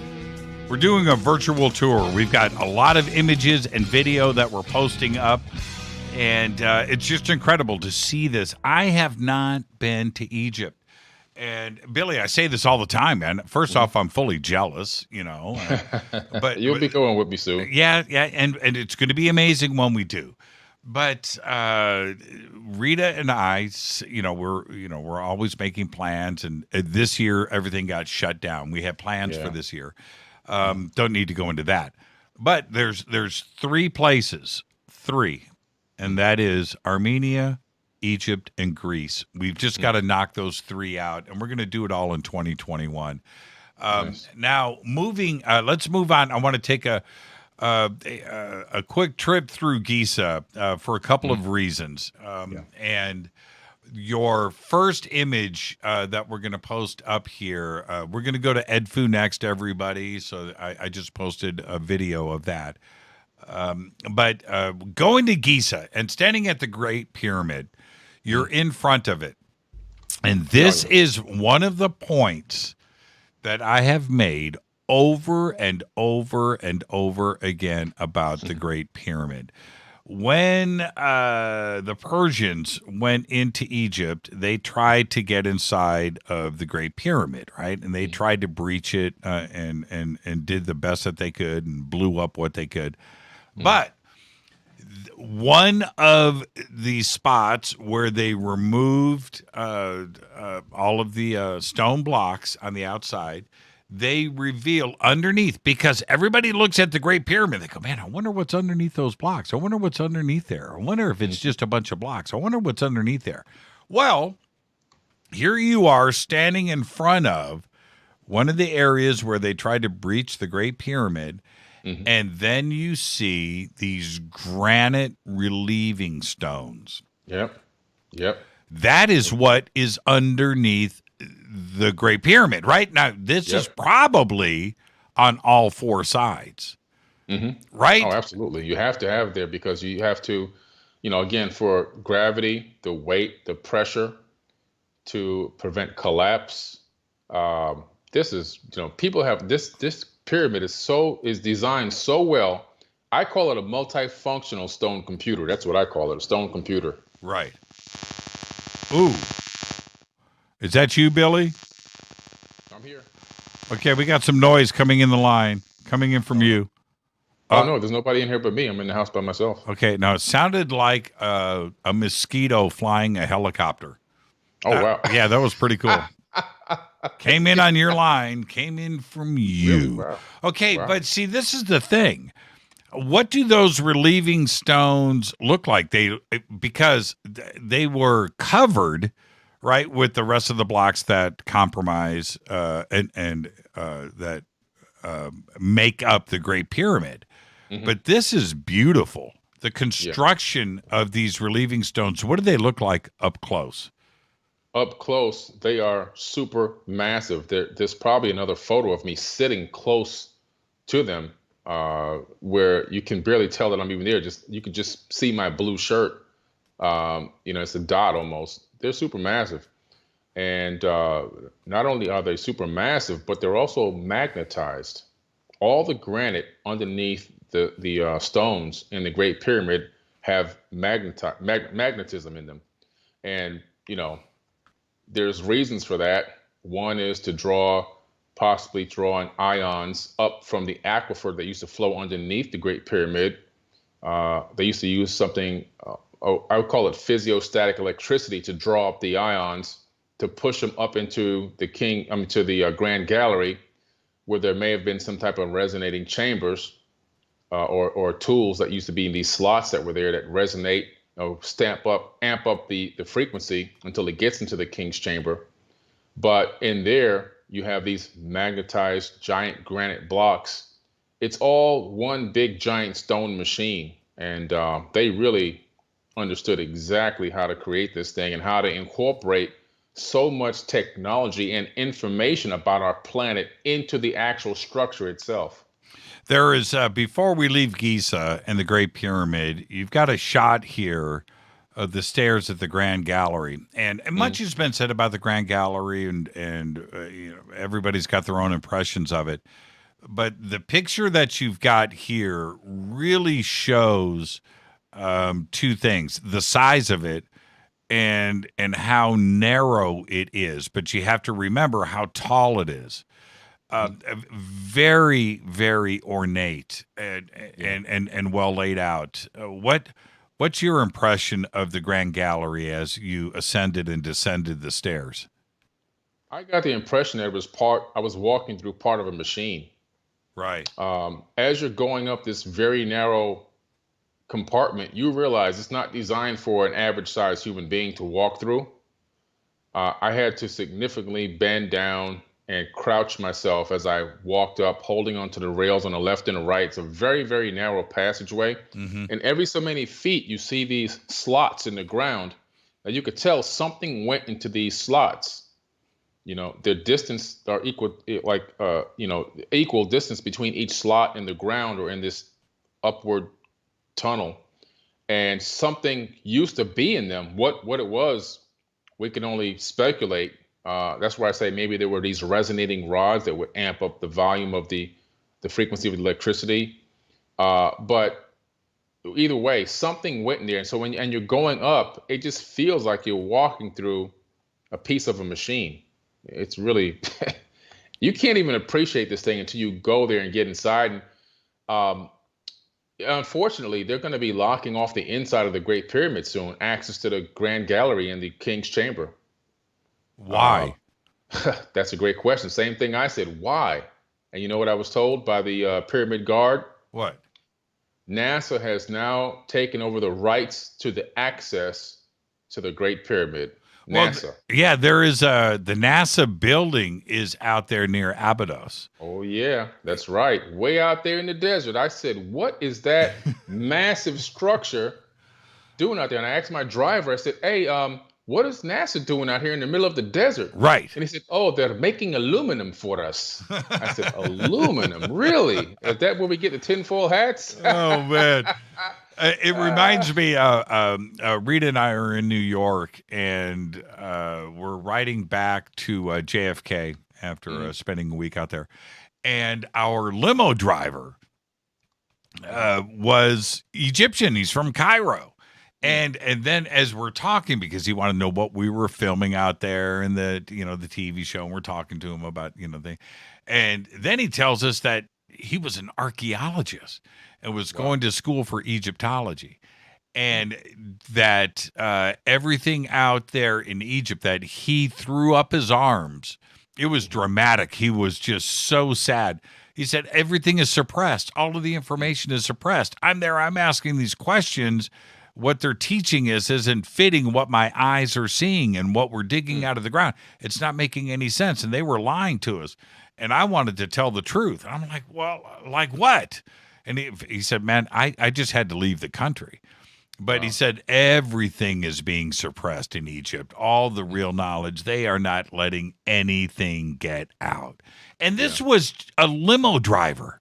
And I think he said, I'd have to ask Rita this, but that his son was also going to college in Cairo to become an Egyptologist and an archaeologist. That is also, his son is going to fight the good fight. But he said he had to leave. He had to leave. He was being silenced when he was there. Okay, so next up, let's swing out of Cairo, and let's go to, I don't know if I have a favorite place. I haven't been there yet. But as far as information goes, as far as the real knowledge, I'm kind of going Edfu. Yeah. I'm kind of going Edfu's a real interesting place. It absolutely is. And it doesn't get talked about like Karnak and Luxor, right? Abydos, the Serapeum. Edfu is probably where all of the real knowledge is. What do you think? Oh, yeah. I talk about Edfu in my Egyptian Mystery School, which I've done now. I think I'm on episode 20 on Forbidden Knowledge TV. And Edfu was a place where they recorded the history of the Neteru, the Neteru, Neteru. And those are the gods that are etched to the outside of that giant temple. They look like Thoth and Osiris, and that's exactly who they are. And so I had something that I wrote. I'll read it real quickly about the Temple Edfu and the history of the Neteru in the time of Zep Tepi. During the fabled first time of Zep Tepi, when gods or aliens, is what I call them, ruled on earth, the waters of the abyss receded. That's the Great Flood, by the way. The primordial darkness was banished, and the human biogenetic experiment emerged from the light. The Urshu, which is a category of lesser divinities, those would be called nowadays, we would call them the Igigi in the Sumerian tablets. The Urshu, a category of lesser divinities whose title meant the Watchers, preserved vivid recollections of the gods themselves, puissant, beautiful beings called the Neteru who lived on earth with humans in the beginning. Discoveries emerging from Egypt describe the existence of a worldwide pyramid temple system in prehistory, mounted like antennae on the key energy meridians, which were employed by ancient priest scientists and harmonic tuning forks to stabilize the tectonic plates of the planet's cataclysmic geology. From mother's tongue, the word Jedi, which is Jedaiah in the ancient tongue, means the way of the word, the power of the word. The ancient Jedi priest used a language of light to tune the planet like a giant harmonic bell. This knowledge was kept in the Temple Edfu, etched into the stone walls. This is amazing stuff. It said that they took the mud and turned it into a kingdom. And it's right on the Nile River. It's about halfway down between the quarries and Giza. It's not right at, so you have to take a boat, right? Yeah, you have to take a boat. I had to, part of my trip out there was I got on a Nile cruise, and we went down the Nile, and we stopped in Thebes and a few other places, and of course we got to the Temple of Edfu. So you have to take the Nile cruise to get down there, which was kind of cool. 3-day cruise. We went through this huge lock, which I've never been on through a lock before. You know, kind of like the one in the Panama Canal. Right.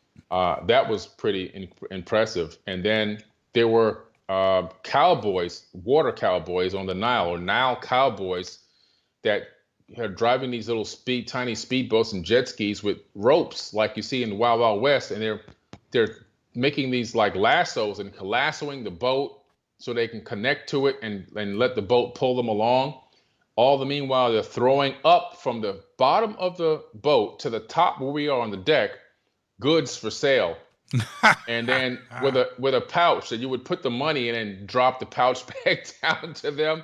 I never had Nile side cruising shopping before. That was incredible. I mean, I'm so down for that. Yeah, I'm so down for that. You have to see this. You have to experience this once in your life. Now, this image of the entrance to Edfu, this is about as big and as dramatic. It's almost, it's like Abu Simbel, right? Yeah. And this is Edfu and the entrance, and you're looking at the artwork and what is facing you as you walk in. Oh man, what is that? Those are the Naturu, or the gods of old that turned mud into a brand new kingdom. The Great Flood, the original home base of these Atlantean Anunnaki people was in Iraq. And they kickstarted their civilization, or their breakaway civilization, I would say, on Earth there.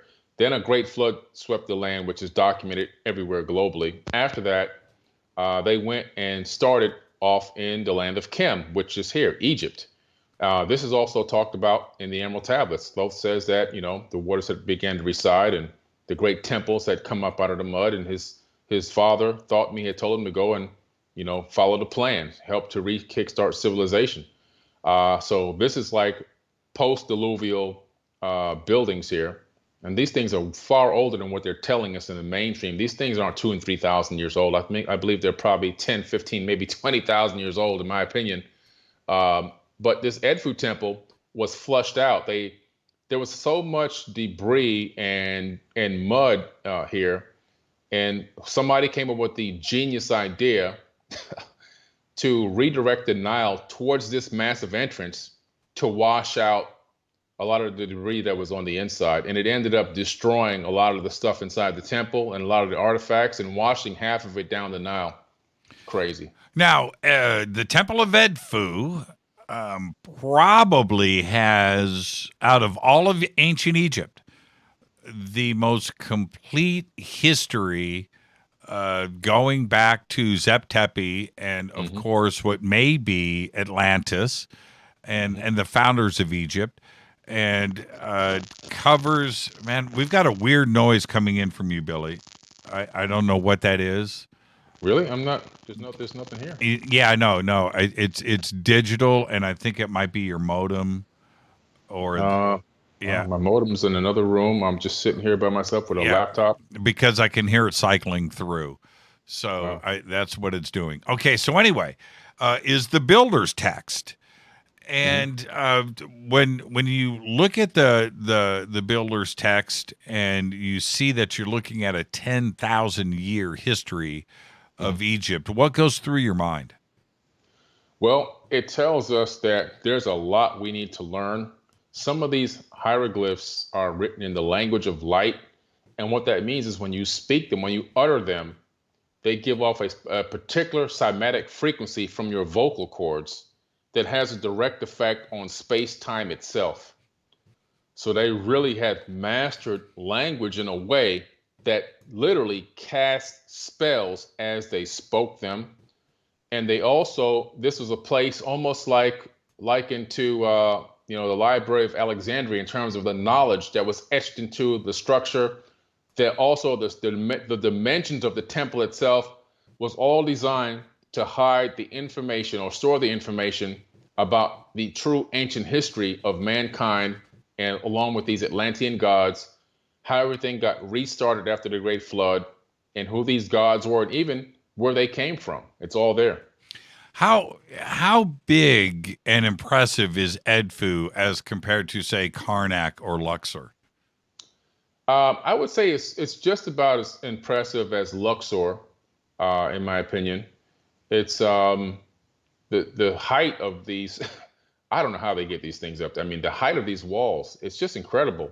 And the columns, and you just scratch your head and go, how in the world are these things still standing here, it just doesn't make any sense logically. I mean, even you would just think just from the normal stresses of just wear and tear and weathering and everything else, that this thing would have collapsed by now. Yeah, because, when the columns and the size of Edfu, you can kind of get. Obviously, you have to be there in person, but you can kind of get an idea when you go to Google Earth, go to satellite, and go to Edfu, and look at the Nile, and then check out Edfu, which is sitting by itself in the middle of the desert, butted up against the Nile. Mm-hmm. And you can see there how big this complex is. It's huge, and it just must have taken forever to build. It's super massive, and the overhangs and some of these pieces that kind of jut, these giant granite or stone pieces that kind of jut out to create kind of like an overhang. 30 or 40 meters. I don't know how they did this. It's really incredible to understand how the weight of this stone overhang, it wouldn't just collapse and fall down on people as they were walking in, Well, and this is the other thing. And I have, Edfu is one of my favorite places, and it's the most impressive, but it also has the most complete set of information that we have been able to get out of ancient Egypt. It's carved in the walls there, but then you start to take a second look, and you see that nearly every surface, except for the ground, the stones in the ground, but every surface in Edfu, every wall, every column, every ceiling, everything has got something to say carved into it, doesn't it? Yeah, every single thing. Everything is extremely, extremely precise and very important and a very accurate piece of history, which is one of the reasons why they had to get rid of Akhenaten, Pharaoh Akhenaten, because he was now worshiping Amun-Ra, the sun disk, or the one and only true God, as he called himself to be. And he ordered Akhenaten to go around and start defacing and erasing all this history off these ancient temples, which he did start doing. And so they said that we got to get rid of this guy. He's destroying all the information, and that's why he had to, they had to get him out of Egypt. But this place here, I'm glad it wasn't touched and erased, because we have an accurate record telling us that people came from another planet to Earth and interacted with human beings and built these amazing structures. It's all here. It's literally all there. All the information that we need to know that should be in our history books is right there at Edfu Temple. 10,000 years or longer, actually. Mm-hmm. It depends on longer, it depends on how you want to take a look at it. But 10,000 years, clearly stating, and this is the thing, when people go, well, you know what, the Nile, that's one thing, in the flooding in the Nile, but show me an example of a catastrophic flood in another outside of what is in the Bible, because it's really, it's like, dude, Edfu. Yep. Edfu says, independently of the Bible, that there was a great flood, there was a great catastrophe, and the founders of ancient Egypt came out and were the survivors of that flood. And it was probably, and they describe an island, so is that Atlantis? I don't know. Yeah. But that's what the builder's text says. Mm-hmm.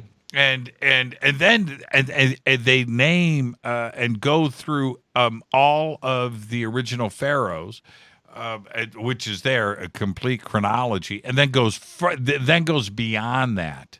Goes beyond it. Yeah, there's a king's list in there. A king's list. Yeah, that goes back 10,000 years. It's absolutely incredible. Mm-hmm. Somebody just posted, the Nile shopping experience is not to be missed. That's right. Hey, they know, man. That is something else. I've never seen anything like that. Nile cowboys with lassos and jet skis. I mean, it's the craziest thing. It's so dangerous. I've never heard of it until tonight. Yeah. I'll tell you a quick Nile story before we go on. In a second. We're going down the Nile, and it hasn't rained in what do you call that area? Thebes. I think it was 15 years it hadn't rained at all. And now clouds are starting to build up in the sky as we're heading towards that area. I'm like, wow, is this a rain cloud? But then all of a sudden, we see the sky get dark. And I'm going, well, it's getting dark. And now they're kicking us off the deck, telling everybody to hurry up and get to their rooms, their cabins. We go into cabins. It's a dust storm that looks like one from the Mummy movie. This dust storm was so severe that the sand was coming in through the sealed windows in the cabin. It shredded like sandpaper. It shredded everything on the top deck, destroyed the entire top deck of the ship. And also the ships then had to make a U-turn in the Nile. There was 3 of us going down the Nile, 3 ships. One ship capsized, and unfortunately 2 people died. And our ships, a brave one of the workers had to get out and tie the boat to trees on the side of the Nile, and we had to just sit that thing out. That was the wildest thing I've ever been a part of. And then after that, we head up the Nile, be stopping thieves, and then it rains for the first time in 15 years. So it was a dust storm and then a rainstorm right after that. Crazy. Wow, absolutely incredible. Yeah. Now we have a bunch of areas that we need to go into next, and I'm thinking hot chep suit. Okay, you want to do that next? Now, before we get there, and we'll do it when we come back after the break. Walking up to her temple is what is more dramatic, that or Abu Simbel?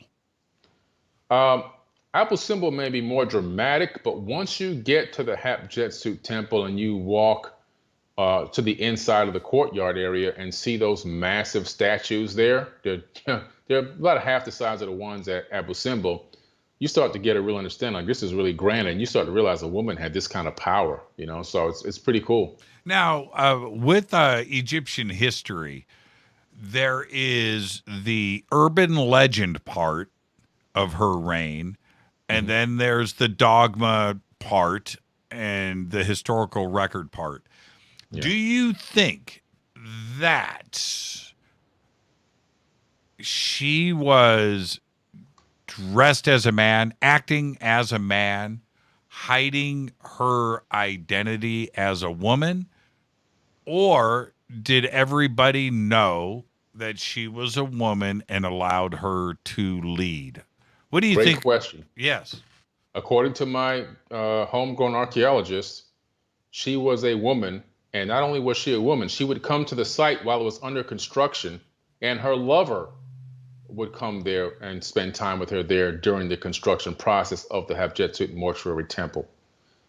So according to him, she was a woman, and it was known that she was a woman. I've seen some, they don't, this isn't out in the public, right? But there are a couple of temples that you can go into, not temples, what do you call it? Anyway, a couple of burial sites, and in a couple of, there's pornography carved into the wall of her. Right. And it was, it's just kind of weird how I think that, and this is what I have heard, is the pornography was done to show that she was actually a woman and not a man. Right. Do you understand? Yeah. And so what did the public know? Right. What did the public know? It's one thing about her priests and architects and engineers and the leaders of the military around her that were close to her. But what did the public know? Did they know that she was a woman? Yeah, that's always a question mark. You never know how the influence. Women have ruled over Egypt before. Look at Queen Ty. That's King Tut's grandmother. Yes. She was actually darker than me. She's a very dark woman with a huge afro. There's busts of her and paintings of her and etchings of her all over Egypt. And she ruled over Egypt. But she ruled over Egypt as a queen. As a queen, yes. But she had a lot of power and a lot of say-so. So they have given power to women. But Hatshepsut was a pharaoh, not a pharaoh. You know what? One of the gentlemen that I talked to, who used to play in the tunnels underneath the pyramid, he said, now I haven't been able to get this confirmed, but he said that in ancient times, the pharaoh was actually the female and the king was the man. He said over time it got flip-flopped. Is that said, right? Wow. See, yeah, this is a guy who's been saying. teaching this stuff. That's what I'm saying. Let's take our break here, but that's what I'm saying. It's the dogma, right? Yeah. We've been hearing it over and over again for so long. You accept it as truth. Right. This is Fade to Black. I am your host, Jimmy Church. Our guest tonight, Billy Carson. We're doing a virtual tour through his favorite sites and temples of Egypt. More with Billy after this short break. Stay with us. Hi everybody, this is Rob Halford, the Metal Guard on JimmyChurchRadio.com. This is KGRA Digital Broadcasting Station, Salt Lake City, Utah, Van Buren, Arkansas. Why is it we're not very good with our health regimen until it's too late? We don't put oil in the car until the engine blows up. When the body's out of balance, your health is not so good. Give your body some love. Log on to GetTheT.com. That's GetTheT.com. Try our Life Change Tea, which cleanses you from harmful intruders. A clean colon is one of the ways to bring the body in balance. We also carry organic supplements to help you get where you need to go. So do your body a favor. Log on to GetTheT.com. That's GetTheT.com. You can even visit our sales page to save some dough. Does anybody call money dough anymore? Anyway, if you're looking for short, helpful health tips, go to YouTube and punch in Health Matters Now. That's Health Matters Now. So, log on to GetTheT.com, shop, get balanced, then learn some cool tips at Health Matters Now. You'll be glad you did. That's GetTheT.com. Your contact for current news and trending topics. KGRARadio.com. This is Jimmy Church of Fade to Black, and I only drink Fade to Black blend coffee from River Moon. Just click on the River Moon Coffee banner at jimmychurchradio.com. Promo code F2B Blend. Let's face it, you've always wanted to do a sky watch and see your first UFO. Today, it's easy. Just get your own HP7 3B Cobalt Jimmy Church Edition night vision goggles from Hoffman's Optics. This is the same U.S. military system that I use, featuring a Generation 3 blue phosphor image tube. That's right, it's blue, not black and green. This is the only blue system in the world, and it's waterproof, lightweight, combat-proof, simple to use, and ready to go. Hoffman's Optics help create night vision sky watches, and now you can see what everyone has been talking about each night from your own backyard. Just call 760-231-9929. That's 760-231-9929. You can click on the banners on our site or visit UFONightVisionGoggles.com. That's UFONightVisionGoggles.com. Go back, Lee Tepe. This is the only way forward.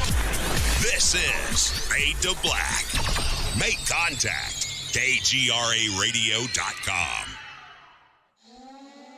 Listen, I know, and you know, that you've always wanted your first crystal skull. Or maybe you're a collector just like me, but you just don't know where to go to find the real thing. Then I met Carolyn Ford over at EinsteinTheCrystalSkull.com. Carolyn is the guardian of Einstein, one of the most respected ancient crystal skulls in the world. All of her unique skulls have been imprinted sitting with Einstein in his sacred lodge and are carved from the finest gemstone and materials. Imprinting is the process of receiving the ancient wisdom from the master skull or master computer, Einstein the Ancient Crystal Skull.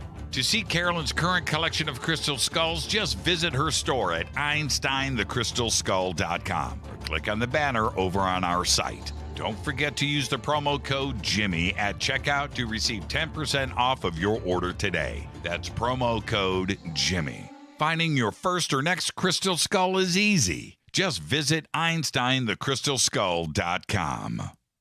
Telepath is a weekly digital newsletter filled with the latest paranormal news, trending topics, and fresh articles from some of the most popular critical thinkers in the community today. Stay informed on your favorite paranormal podcasts and live streaming talk shows. Interact with the Telepath and upload your paranormal story or pics. It could be featured in an upcoming edition. Sign up right now for the free Telepath newsletter at paranormal.radio. That's paranormal.radio.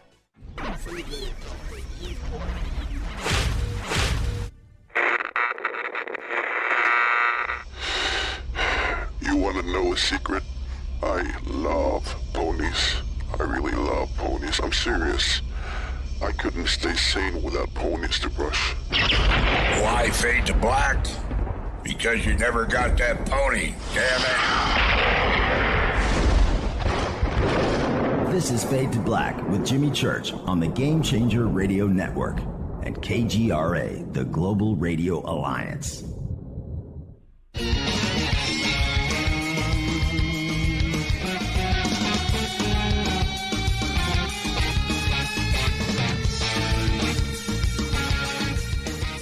All right, welcome back. Fade to Black. I am your host, Jimmy Church. Tonight is night 2 of Egypt Week here on Fade to Black. Our guest is Billy Carson. I just, during the break, I flashed up the Squatchin stickers. Order a t-shirt right now after September 1st from our website, and you will get, I've only got about, here, I'll count 1, 2, 3, 4, 5, 6, 7, 8, 10, 11, 12, 13, 14, 15, 16, 17, 18, 19, exactly 20. The next 20 t-shirts ordered by Fade to Black, you're going to get one of these. That's all there is. And then when you see me, right, we'll be at a conference. We're going to be hanging out next year. You can come up and go, dude, check out my Squatchin sticker. You like that? All right, go to jimmychurchradio.com. Get yourself a t-shirt. Get yourself a Squatchin sticker. Our guest tonight, Billy Carson. Now, Billy, hot shep suit. Man. First off, she's such a, what's the word? Is enigma the right word? Yeah, that's the right word, enigma. I would say that's an accurate term. I mean, this woman had a lot of power. She did, and she wanted to build, she did not want to be forgotten. That I think that is my take on it. I've read so much about her, and she's so fascinating, powerful, strong, leader, a woman, a leader, that strong and powerful. But she wanted to make sure that history did not forget her. I think that's why this temple was built. Yeah. It's amazing. When you walk into the temple, it's built up alongside of this huge cliff face. And, unfortunately, over time, some of the cliff had fallen down into that temple area and destroyed some of the statues. Some of them they were able to kind of repair, but some of the pieces that had fallen apart from some of these massive statues is kind of just, they're broken off and they're on the inside. Heads the size of cars and so forth. But you can just see that again, these massive stone columns and these massive stone blocks and these etchings that they had in them, just absolutely incredible. And one thing that really gives away kind of what we were talking about before the break, that you remember I said she had a lover that would come there and see her, according to the archaeologists. This guy had a name, and his name was actually Senmut, Senmut. Right. And one of the main pieces of evidence that is used to support this theory that Senmut and Hatshepsut were lovers is the fact that she actually allowed him to place an image of himself and inscribe it on the walls of the Deir el-Bahari, which is like, this guy's a commoner, he's a courier. This never would happen. So for her to allow him to do that, it's kind of like saying, yeah, we and him we have a thing going on, There is, I wanted to ask you, is that your tour guide that's in all of these pictures? Yeah, that's him. Yeah, I didn't take a lot of selfies back then. So no, yeah. Is that a Denver Broncos hat he's got on? Yeah, I think it is. It's a Denver, my man is a Broncos fan. Yeah. Over in Cairo. Too cool. Now, there's two other images here. You show the outside of the temple, the famous shots that you always see in the cliff, and the stairs going up. But you have two shots here that we've got up in Twitter of the outside of the temple. And the first one is the temple entrance, which looks very similar to Edfu and the entrance at Luxor and also Karnak. It's repeating the same symbology about the entrance and what that means with the giant door, right? Mm-hmm. Yeah. It's they're pretty consistent, and when you look at a lot of the architecture, where I kind of put some different photos in there, you can see that we're talking about structures that were created by one original source architect. So you can see this passing down from generation to generation, from pharaoh to pharaoh. There's this style of architecture. There's these techniques that have been passed down. All of those have to bottleneck into a source. And this source can be, I think it goes all the way back to the time, but even before Thoth the Atlantean, the Osirian, we're talking about ancient, like eons ago, that there's an original architectural source that says, this is the layout, these are the plans, these are the building techniques. And, in order to be part of this, pantheon, you've got to follow these architectural plans, so to speak. So you see a lot of similarities, and also you see these similarities because the dimensions of these structures all had meanings. The doorways, the openings, the height, the length, the width, the golden ratio, all these things, all the alignments. So the buildings actually spoke to you. If you could understand that language, you can look at a building, or at that time, those ancient people could look at a building and get a whole message. The other thing about this temple is that how should I say this? Conquerors, other countries came in, and certainly other Egyptians, and tried to remove her images, right? Yeah, they did. Matter of fact, they wanted to take it down. Again, that's the that's men. That's what we do. We're I don't know. We suppress the feminine energy a lot on this planet. And that's why it was done, because they found out later that she was a woman, or maybe after she died, then they couldn't wait to erase that. Right. They couldn't wait, right? So they went in and tried to remove her face on everything. Right. Exactly what they did. And she was again she knew Amun-Ra. And again, Amun-Ra became Aten, known as also the sun disk, who ordered that a lot of these other gods be defaced. So it could have also even been part of that, or it could have just been the fact that she was a woman, and people were like, the men were like, we don't want other women to think they can rise to this kind of power, so let's erase this history. Do you think that, before we move on, do you think that they tried to maybe deliberately bury her temple? And that's one of the things I talked to somebody about, because I was saying, why would you build this here and you know that it could be damaged? I think it almost seemed like they tried to throw boulders or dislodge boulders from above to have this thing crushed, and it just didn't work out. Right, because they had to rebuild most of this temple, including the stairway. Mm-hmm, exactly. Yep. Very true. Very true. Yeah, it's so incredible. And this shot of you at the very, very front of the walkway, heading up to it, it shows the size of it, but I don't think you can actually appreciate how ginormous it is, even from this picture, as dramatic as it is, right? Because it's just a huge monument. Yeah, even the walkway leading up to the stairs is a long distance. You had to go, stand pretty far back just to capture the entire temple in one photo. It's just incredible. Yeah, it is. It is. Okay, let's move on to, let's see. We've got so much great stuff here. You know what? Let me look at the clock. Okay, let's go. I don't know. What do you want to do? Memphis or Luxor next? Memphis is pretty cool. A lot of people never heard of Memphis.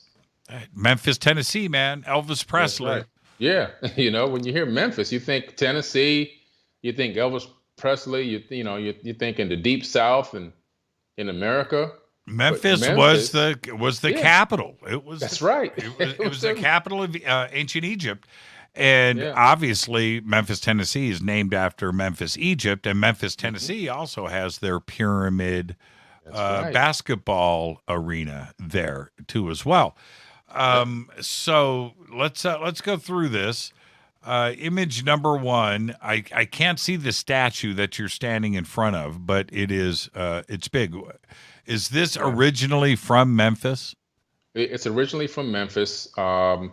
It's one of the colossuses that they had there. It was super massive. That's why I couldn't fit. Back then we didn't have the right phone technology, because I couldn't walk around with the camera because they were wanting all this money to take camera video. So I had to leave it in the hotel room, unfortunately. That was 2014. But I'm standing in front of these gigantic statues. I think they're Ramses II statues, actually. Now, you've got a shot inside of one of the displays there of Ramses II, but he's lying on his back. This is carved out of limestone. Right. How big is this? That thing is so big. I mean, put it this way. It's got to be at least a quarter of a football field.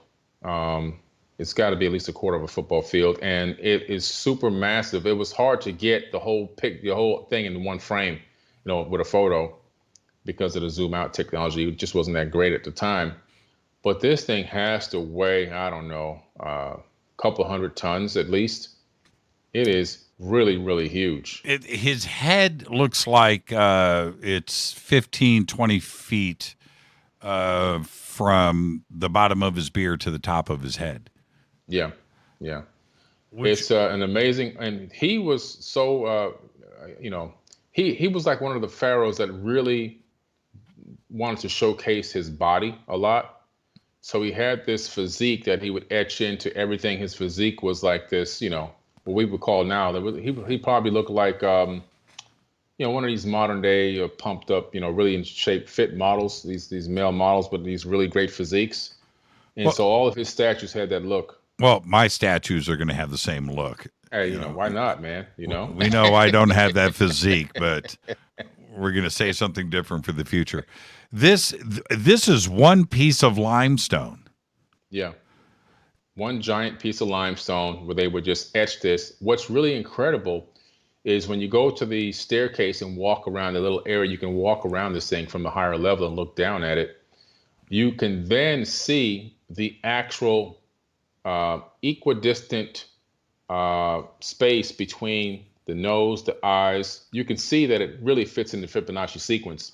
You can also tell that it was, however it was made, it just wasn't somebody hand chiseling, because the proportions of the face, in other words, the distance between the two eyes, the height of the forehead down to the chin, it's all set up in the golden ratio of proportions, and it's done so pristine. It's got to be done with some type of machine. I hate to say it, but I don't think somebody just chiseled this with some copper chisels. No, it's so perfectly created. Right, it's so smooth. Yeah.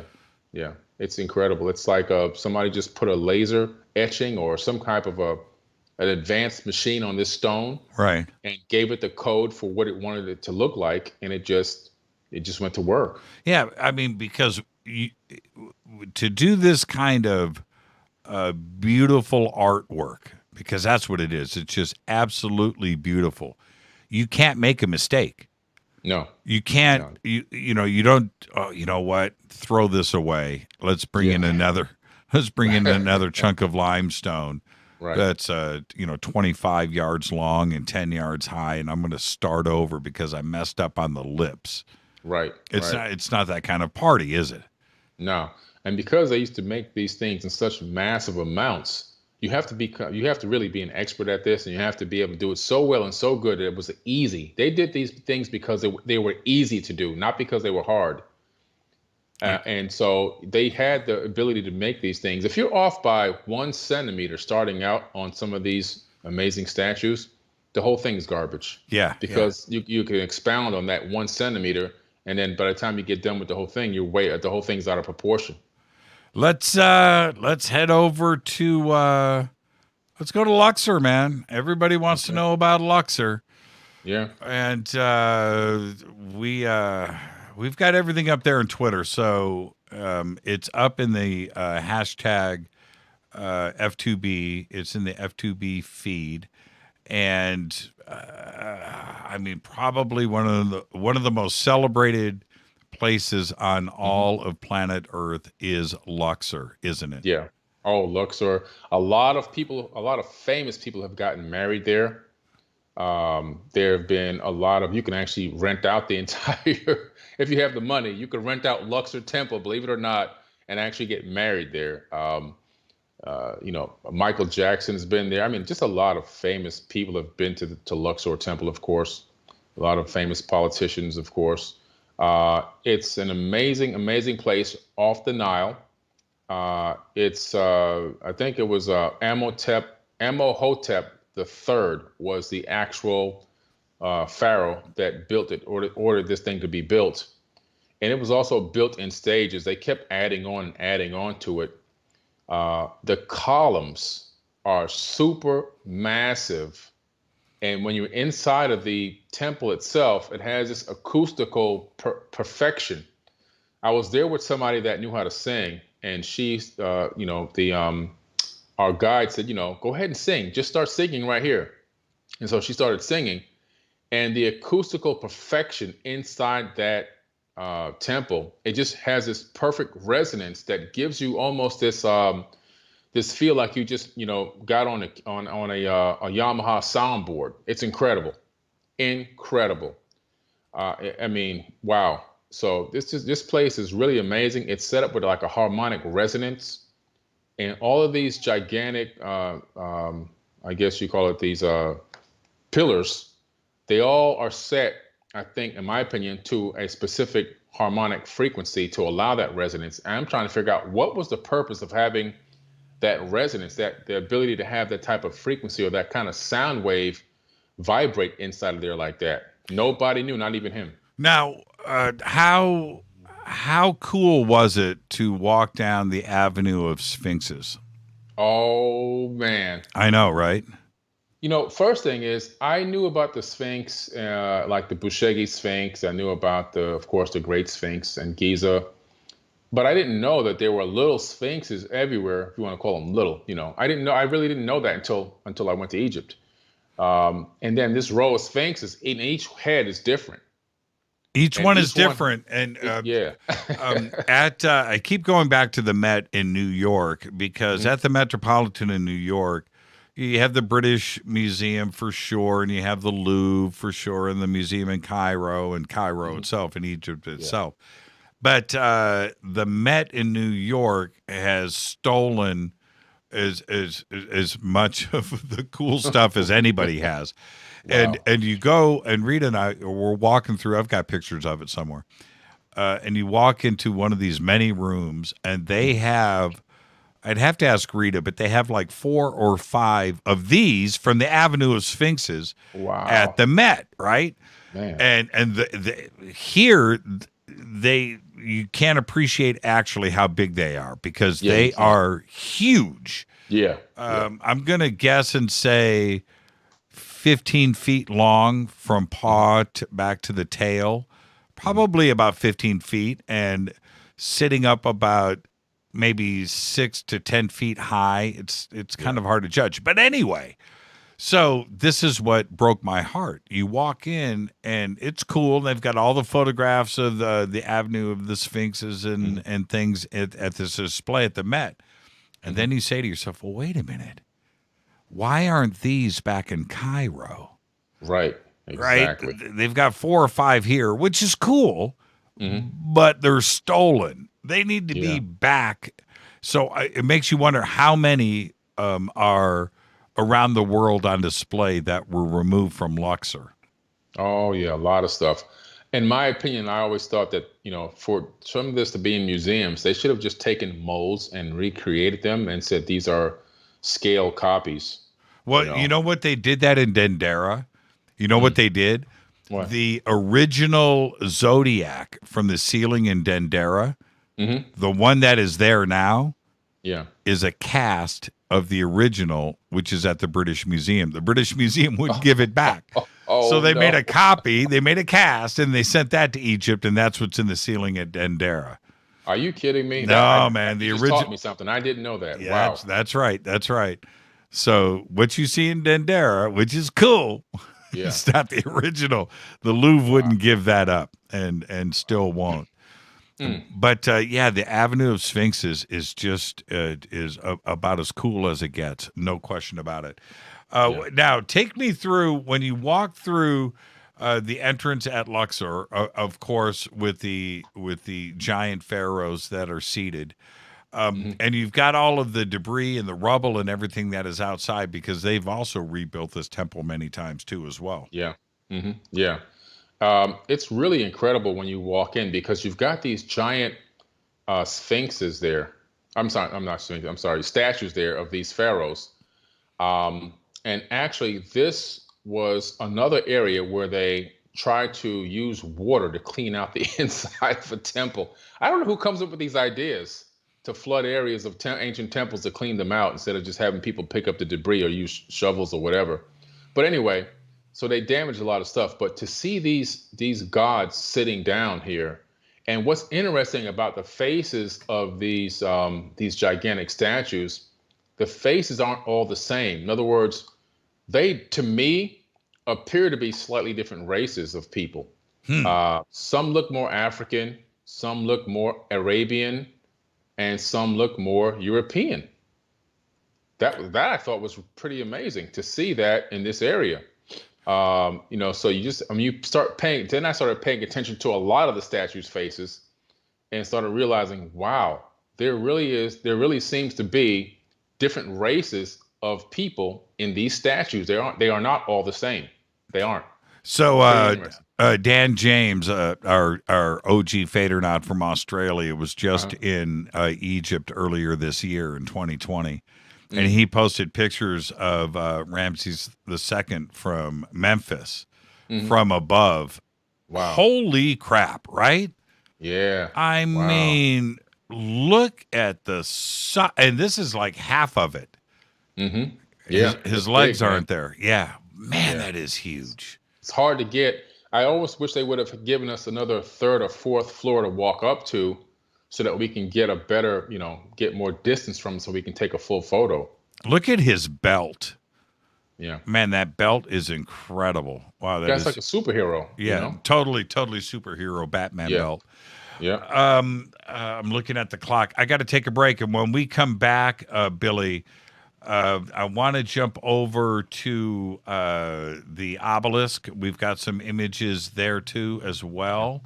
And I want to get to that. I'm just trying to see where it is. Here it is. Okay, and Saqqara, and then we'll wrap things up. So stay right there. Our guest tonight, the one and only Billy Carson. We're doing a virtual tour through his favorite sites and temples throughout Egypt. This is Fade to Black. I am your host, Jimmy Church. More with Billy when we come back after this short break. Now, you can go to forbiddenknowledge.com and forbiddenknowledge.tv. Get registered and go check out all of Billy's exciting stuff that he's got posted up just for you. Stay right there. This is Fade to Black.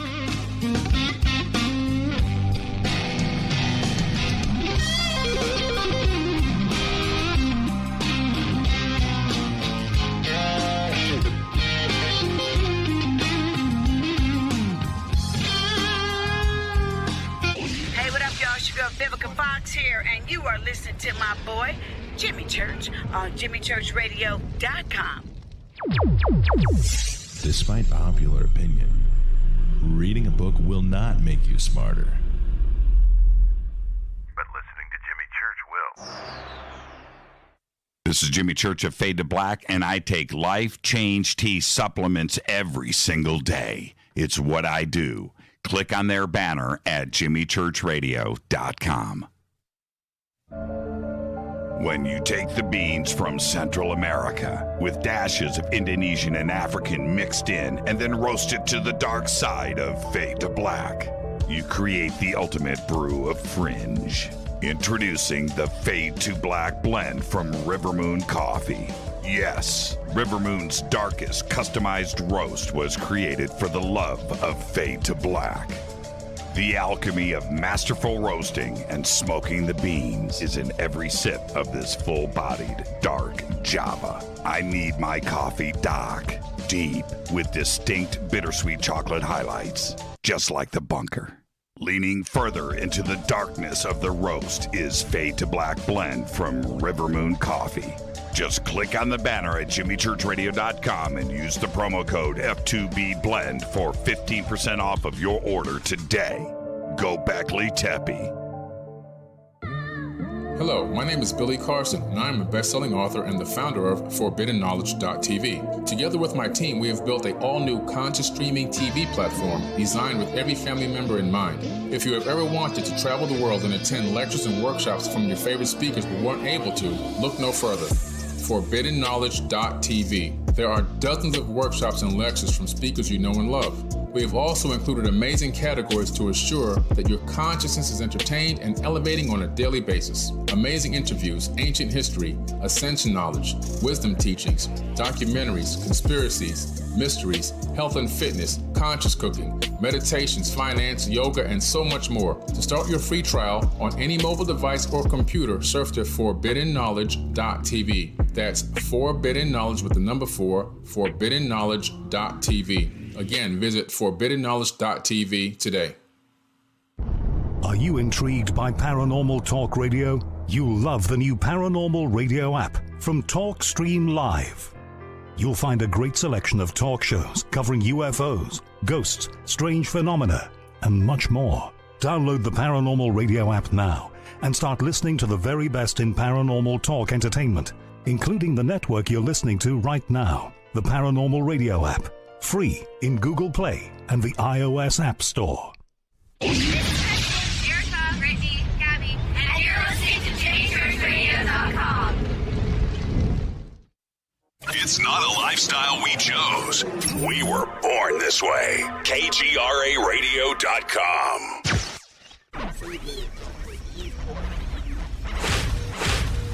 This is KJCR at JimmyChurchRadio.com.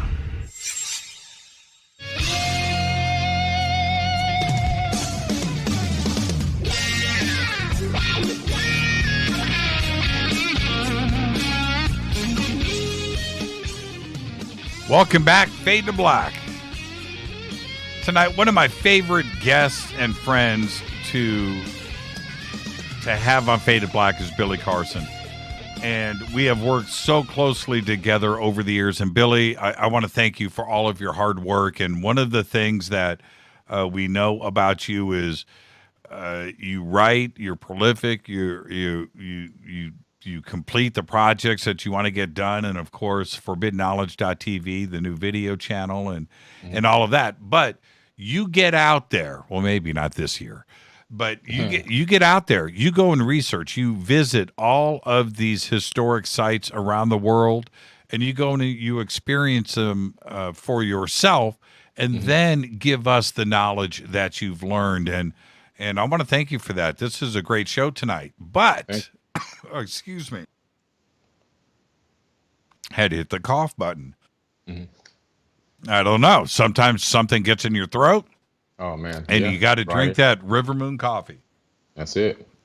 So, one of the most dramatic pictures that we've posted tonight is of the unfinished obelisk at Aswan. Yeah. Truly, Billy, seriously. Oh, man. Does this just stop you in your tracks? That thing, I've seen it on TV, saw it on Google. And when I got to it and realized just how super massive this unfinished obelisk was, to see it there in the ground, getting ready to be popped out of the ground, like a cork going out of a wine bottle. Right. It's like, what is this? To give people an idea, this thing was supposed to stand 42 meters high. Which in feet is about 150 feet. 100 and something feet. Okay, 150. Okay, yeah. 150 feet. You can triple it, right? So it's about 150 feet tall. I mean, that in itself. Now, we just got done talking about Hatshepsut. She actually ordered the construction of this obelisk that's in the ground, and it was going to be called the Lateran obelisk. and it was supposed to be used for something that she had in mind. I don't really know what it was going to, what it was going to be or where it was going to be located. But she was the one who ordered this particular one to be built, and it cracked, I guess, in the ground, or maybe some type of unrest started, and it never got finished. Yeah. Now, this is to put this into perspective. We're talking 1,100 tons. Yeah. 1,100 tons, 150 feet long. And by some estimates, it would take 600 African elephants to pull it. Now, just wrap your head around that for a second. Just digest what we are saying here. I don't know. Once this thing was freed from the rest of the granite, and you have to find a chunk of granite in the quarry, right? That's this big. Right. That's that big, right? Right? And one piece. One piece. And you go, and I've seen underneath it where, it's already squared. It was done. It was ready, right? Ready to pop out. Yeah. That I don't know what they had planned. Obviously, they knew they could do it. And there are other very, very large obelisks that you can't still even understand, like the one that stands in front of Luxor. That thing is huge, man. It's huge. Super massive. It's with super laser-edged cliffs. Super massive. So anyway, they knew, this was not that big of a deal, right? Yeah. They were going to get this thing out of the ground and move it somewhere. They were taking it somewhere. And that thing weighs, just to give somebody a perspective on the weight in pounds, that's over 2 million pounds. 2 million pounds. And they were, Aswan is 500 miles south up the Nile from Cairo. I don't know if this was going to Cairo or if it was going to go to another city. We don't know that, or another monument, or another temple site. But they had plans of putting an 1,100 ton, a 2 million pound chunk of granite that's 150 feet long, and they were going to move this thing 500 miles. 500 miles. And the mainstream story you get when you go there is that they would back up a ship. They would redirect the water to that area, then back a ship up, and then they would load this thing onto a ship and sail it. Come on. Now, our guide, let me tell you what he told us. He said that these obelisks would fly to their location. I'd buy that. I'd buy that much quicker. And I know that there are people out there listening right now that are going, okay, church, come on, stop with this. No, listen to me. A boat, 4,000, 3,000 years ago, that could displace 1,100 tons? Come on now. It didn't exist. Didn't exist. Just stop with that. Just stop. Yeah. I would believe that this thing flew before I would think that they dragged it across the desert, right? Yeah. Dragged it across the sand. Come on. With 600 African elephants or whatever it would take, or there a boat. I want you to go. All you have to do is go on Google and Google this search, freighter that has 1,100 tons of displacement. Look at the size of that boat. Look at the size. Look at, before you go and just think they just dropped this into some reed raft. It didn't work that way. It didn't work that way, man. Now here's something interesting, Jimmy. You can take a compass up to these completed obelisks, okay? And a lot of these completed megalithic structures or granite blocks inside these temples, you can put a compass next to them and watch what happens to the needle on the compass. It starts to spin around in the opposite direction sometimes. I'm just doing this for grin. Freighter with 1,100 ton displacement. I just want to see what this looks like. Let's just go to images. Yeah. Oh, come on. No way. Not going to happen. They didn't exist back then.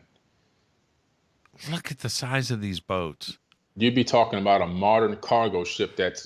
That's exactly what I'm looking at here with an 1,100 ton displacement. Right. something that can go, across the Atlantic Ocean or across the Pacific Ocean from China to London to LA with 1,000 tons of goods. Something that's got that famous logo on the side, Kiersk. Right, exactly. Yeah, one of those. Oh man. Okay, enough of that. I've now seen what I need to see. Yeah, it's pretty massive, and for you to be able to go and see it and let us know its impact on you, because again, you can look at all the images that you want, and it's fascinating. Go do all the research and read about it. That's great. Yeah. But to hear from somebody like you that has been there and tried to squeeze this in to a frame on a camera, so you can appreciate the size of what we are talking about here. Yeah, it's just incredible. The more I went around Egypt, the more I realized that we have fallen. Like, we are not right now, with everything we call advanced civilization and technology and everything else, and building and construction techniques. I'm sitting in a brand new house. I'm the first person living in this house down here in Florida, and it's a phenomenal house. Don't get me wrong, but I can see imperfections in certain things that, compared to what I saw in Egypt. I'm going, wow, even this brand new 2020 structure isn't as pristine as some of the things I saw in Egypt. No, and in 100 years, it's going to be dust. Dust, gone, collapsed. Yeah, it's just the way it is. It's the way that it is. Billy, let's move on to Saqqara. And there are a few things about Saqqara to me that absolutely blow my mind. And again, probably a stone's throw from Giza, right? Yeah, really very, very close to Giza, extremely close. You can do Saqqara and Giza in the same day if you start off early in the morning. Right. You just got to keep in mind that by the time you get to Giza, it's going to be about 110 degrees. And Saqqara is what? Well, if you start off early in the morning at Saqqara, you can probably, take that tour, around 80 to 85 to 95 degree temperature. Right. But by the time you get done and the sun's rising in the sky and you get over to Giza, now to do the Giza pyramids, it's going to be about 110, plus the amount of heat coming off the stone, it could feel like 120. Now, the first thing that always comes to mind when we talk about Saqqara, aside from the step pyramid, is the bird, right? The bird. That's the main thing, man. That's the main thing. The bird. Yeah, and well, it's not a bird. It's a plane. It's a plane, yeah. It's a plane. It literally is fully aerodynamic. This has now been looked at by many researchers, not just ancient aliens. And this object, which was discovered at Saqqara, it's an actual scale replica of an airplane. And that's really interesting because that shouldn't exist. It should not exist. A bird has wings attached to the side of the body. This actually has a fixed wing running over the top of the object, the artifact, and then it has a tail fin like an airplane, not a tail like a bird, which fans out. This is more like a tail. It's vertical. It's vertical. Yeah, it's vertical Correct. Instead of horizontal. Correct. And this is what's strange today when I see it. Mm-hmm. It reminds me of a Predator drone. Wow. Yeah. Yeah. You know what I mean? It's got the organic lines to it. The Predator, when you look at it, and it does. You look at it and go, why is it shaped like that? Yeah. Well, obviously for performance and efficiency. But then you go back and look at the Saqqara bud, right? It's just like, wait a minute here. Yeah. This reminds me of something. And now I'm not saying that this is some kind of drone technology. It may be. What I'm suggesting here is through all of our technology and all of our knowledge, we came up with the aerodynamic design of the Predator. The Egyptians did it 3,000 years ago. Yep. They had this technology. It's been proven now through aerodynamic testing that the Saqqara bird has lift. It's aerodynamically perfect for lift, which means this thing can actually fly. It's not a mistake. It's not a coincidence. You can't accidentally do what the Wright brothers tried to do, by accident, coincidence, 6,000 years ago. This was designed this way as a scale replica of something that really flew. Now, the Step Pyramid, did you get a chance to get into it? No, I couldn't go into the Step Pyramid at that time. They were doing some reinforcing of some of the structure. There were some areas where the stone, the bricks, or I guess they're bricks, they were really falling. They were coming out and coming loose and falling down.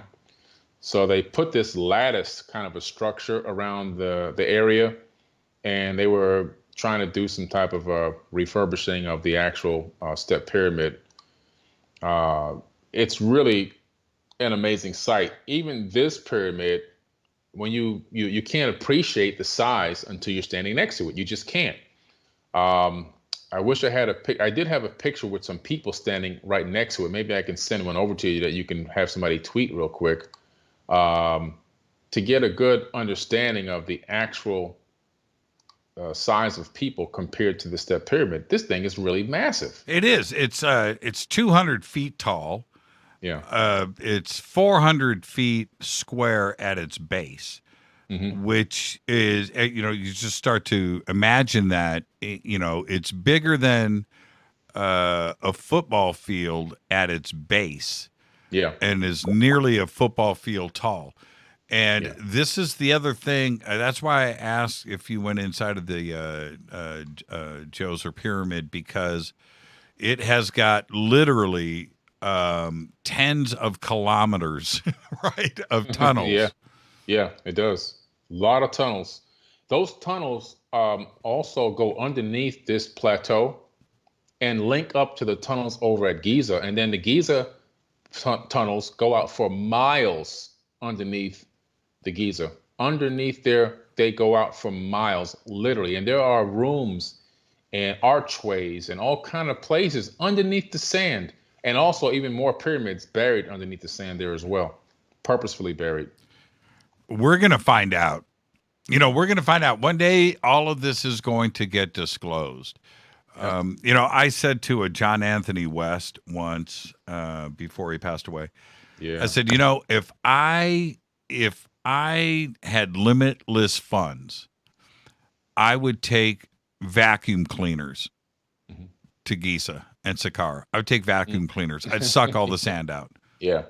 That's what I would do. I would seriously displace all the sand. Yeah. That's it, because we just don't know what's underneath there. And nobody has the resources. And, of course, Egypt doesn't want people to know. They don't want people to know. We did get lucky and get a ground-penetrating radar from space, which now states that there's an estimated another 200 pyramids underneath the sand at Giza. I mean, come on. Right. That's an incredible number. I mean, can you imagine what riches are down there? What incredible technology, knowledge, and information is down there? Oh, my God. Now, the temple at Saqqara, which is outside of the Step Pyramid, which is part of all one massive complex. And the way that Billy is describing it now, you have to understand that this was, it appears to me, I'm not depending on Egyptologists for this. I depend on my own eyeballs. Yeah. That this was an extremely large temple complex. All of the tunnels and the layers and things, because there are rooms upon rooms. When I say kilometers of tunnels, you need to understand what we are talking about here. You will absolutely get lost going through this complex. And then the pyramid was built on top of it. Outside, quite a distance away, is the temple enclosure, which has got 10 large statues on each side, which again are your ginormous, oversized Egyptian monuments. Yeah, right, exactly. How big is massive. it? Yeah, it's massive. It's massive. How big is it? It's there's probably standing about maybe I would say each statue is probably 100 to 200 feet, somewhere in that range. And the granite blocks that make up the walls of this temple, as you start entering into it, this massive doorway, again, one of those giant doorways, it just makes you feel so tiny. You feel almost like, a grasshopper. And then you realize, like, what is the purpose of a door this size? What is the doorway? Why have a doorway? You can build a doorway 10 feet, 15 feet, 20. You're still going to get a grand feel if it's a 20-foot doorway. But to have one this size, I don't know, maybe 50 to 80 feet tall, a doorway entrance to go in. And then this temple, as you go further back, walk through the temple, you're going further back. You're going from the past to the future, I should say, because they kept adding on to this thing and adding on to this thing and adding on to this thing over different dynastic periods, I think it was. So it just kept growing and growing and growing. So when you go in, you're going in from the past and you're walking towards the future in terms of architectural, building. Yeah, there are some columns that are left there in Saqqara that look to be about 5 to 10 stories tall. I mean, they're just huge. Now, remember, these columns are there to support a roof.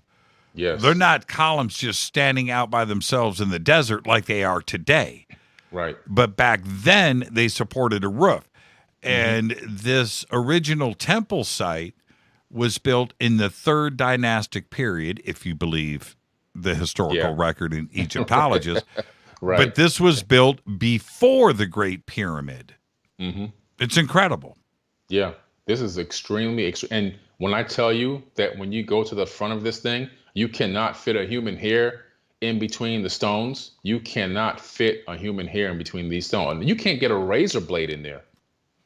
It's just incredible. What a beautiful sight. Yeah. Billy, before I let you go, I want to ask you the straight up question. If you were to go to Egypt tomorrow, what site would you go to first?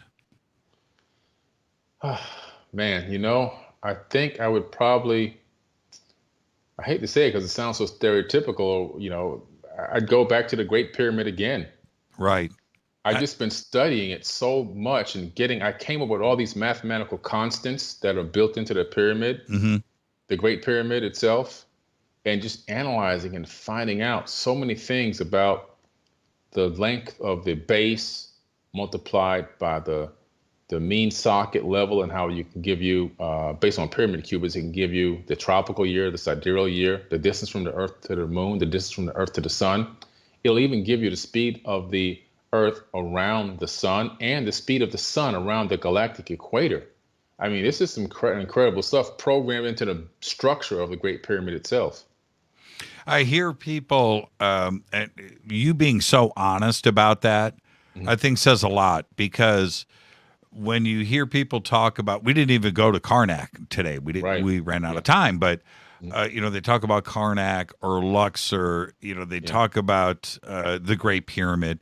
The sites that, well, they deserve our conversation. For sure, they do. I mean, Karnak, it might be the most incredible, visually stimulating place on the planet, probably more so than the Great Pyramid. I agree. But it's the other sites off the beaten path. Again, I keep going back to Edfu. Edfu, for me, is I can't go there first. I'm going to go to the Great Pyramid first, of course. Yeah. But and things. But Edfu, to me, I think because it says so lot to us directly about the historical record. Yeah. That's why I want to visit Edfu. It's visually stunning, no doubt about it. But it's the written record that is there for us historically, and our references to that, which I think are so important. And that's why Edfu, to me, holds that spot. But for you to say, you know what?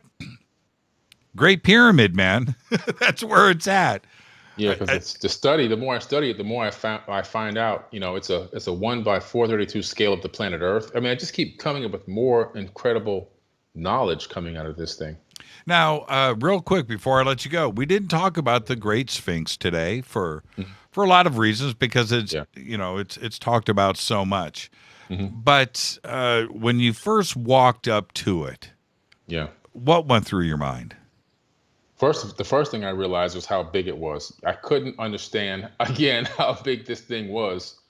And you go, wow, you really, the words of John Anthony West, the late, great John Anthony West, really resonated to me when he was saying that you have to build something this big when there's a time of peace and tranquility. Because during unrest, nobody has time to work on a project that massive. Right. And when I saw it and I realized, wow, this guy is accurate, because there's no way this thing is, it's bigger than, put two of my houses together, maybe three of my houses together. This thing is massive. And when you really look at the weathering, and then I realized, wow, this is far older than anybody knows. And then I started researching the alignment and some of the work of John Anthony West, and found out, for me at least, through my research and investigation, that the Great Sphinx is probably about 36,000 years old, based off of two previous precessional period alignments with the constellation of Leo. And so for me, it was an amazing thing to see. And I felt like I was walking, through a timeline into the ancient past, just being there and being around this thing and being that close to it, and just wondering what was inside of the doorway in between the chest, what's inside the doorway on top of the head, and what's underneath the Sphinx's paw. Do you feel a connection maybe through your ancestral DNA, a connection to Egypt that is drawing you in? I really do. And I know a lot of people say that, but what's really interesting, again, is my grandfather, my late great-grandfather, Ronald Stevens, with only an 8th grade education, he became a master architect, helped design the first launch tower at NASA for the space shuttle. And in the late 1970s, when they needed to refurbish the Sphinx, the Great Sphinx, and the Great Pyramid, they contacted a team out of Germany, and they contacted my grandfather and his team to go out there and do this work, which I have a lot of photos of and everything else. We're actually working on a mini documentary about it. And it just feels like there's something in, maybe in my previous incarnation, maybe in my family bloodline, there's something there that just draws me to this information. And I just feel consumed by Egypt, and I was going to be there again this summer. Unfortunately, I couldn't make it again, but you just want to go back and you just want to keep going. I just can't get enough of this place. Yeah, I can't wait to go, and we're going to do it together. And I look forward to the opportunity. Billy, I've just got 30 seconds left. I know that you're working on the Black Knight satellite documentary. That's going to be great. What else are you working on? I'm working on the Forbidden Knowledge TV network, just building it up. We're now on Amazon Fire TV, Roku TV. We're also on Apple TV, and of course, iOS and Android apps. And now we're working on getting on the Samsung smart TVs through the Tizen network. So we'll be on the smart TVs very soon, the app. And you can also go to forbiddenknowledge.tv on the web. There's now almost 2,200, I believe, episodes of content up there, and growing every single day. And the subscriber base is growing as well. We're almost in double-digit subscribers, into the 10,000. So we're excited. It's doing very well. And I'm happy to continue to bring great, amazing content to the platform that gives people something that they can share with their entire family and friends. Thank you so much, Billy. And I miss you. And hopefully we're going to get behind this and get a chance. It's a bummer, because normally you and I, Rita, we're getting together 3, 4, 5, 6 times a year. And it's our way of getting together, and we haven't been able to do that for so long. I know. But when I see you, man, I'm going to give you a big hug, man. We're coming back at you. Billy Carson. Thank you, Billy. Enjoy the rest of your night. Thank you so much. All right. Bye-bye. Billy Carson. And it's all really simple. The links are over at jimmychurchradio.com, forbiddenknowledge.com, and forbiddenknowledge.tv. What an incredible virtual tour tonight through ancient Egypt with Billy Carson. And tomorrow night, live from Cairo in the Giza Complex, Yusuf Ayan. You're not going to want to miss that. And then Thursday night, Laird Scranton. This is Fade to Black. I am your host, Jimmy Church. Fade to Black's executive producer is Rita Kamurian. Show is produced by Hilton J. Palm, Renee, Dennis, and Kevin. Announcers are Steve Harder, Gene Vitoa, Mark D. Kovar. Webmaster is Drew the Geek. Music, Doug Aldrich. Intro, Spaceboy, spaceboymusic.com. Fade to Black is produced by KJCR for the Game Changer Network.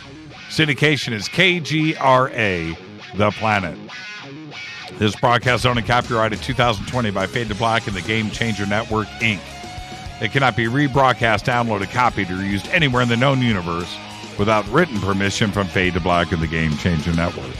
I'm your host, Jimmy Church. Until tomorrow night, live from Cairo, Youssef Ayyan. I want everybody to be safe. Go Beckley Tepe.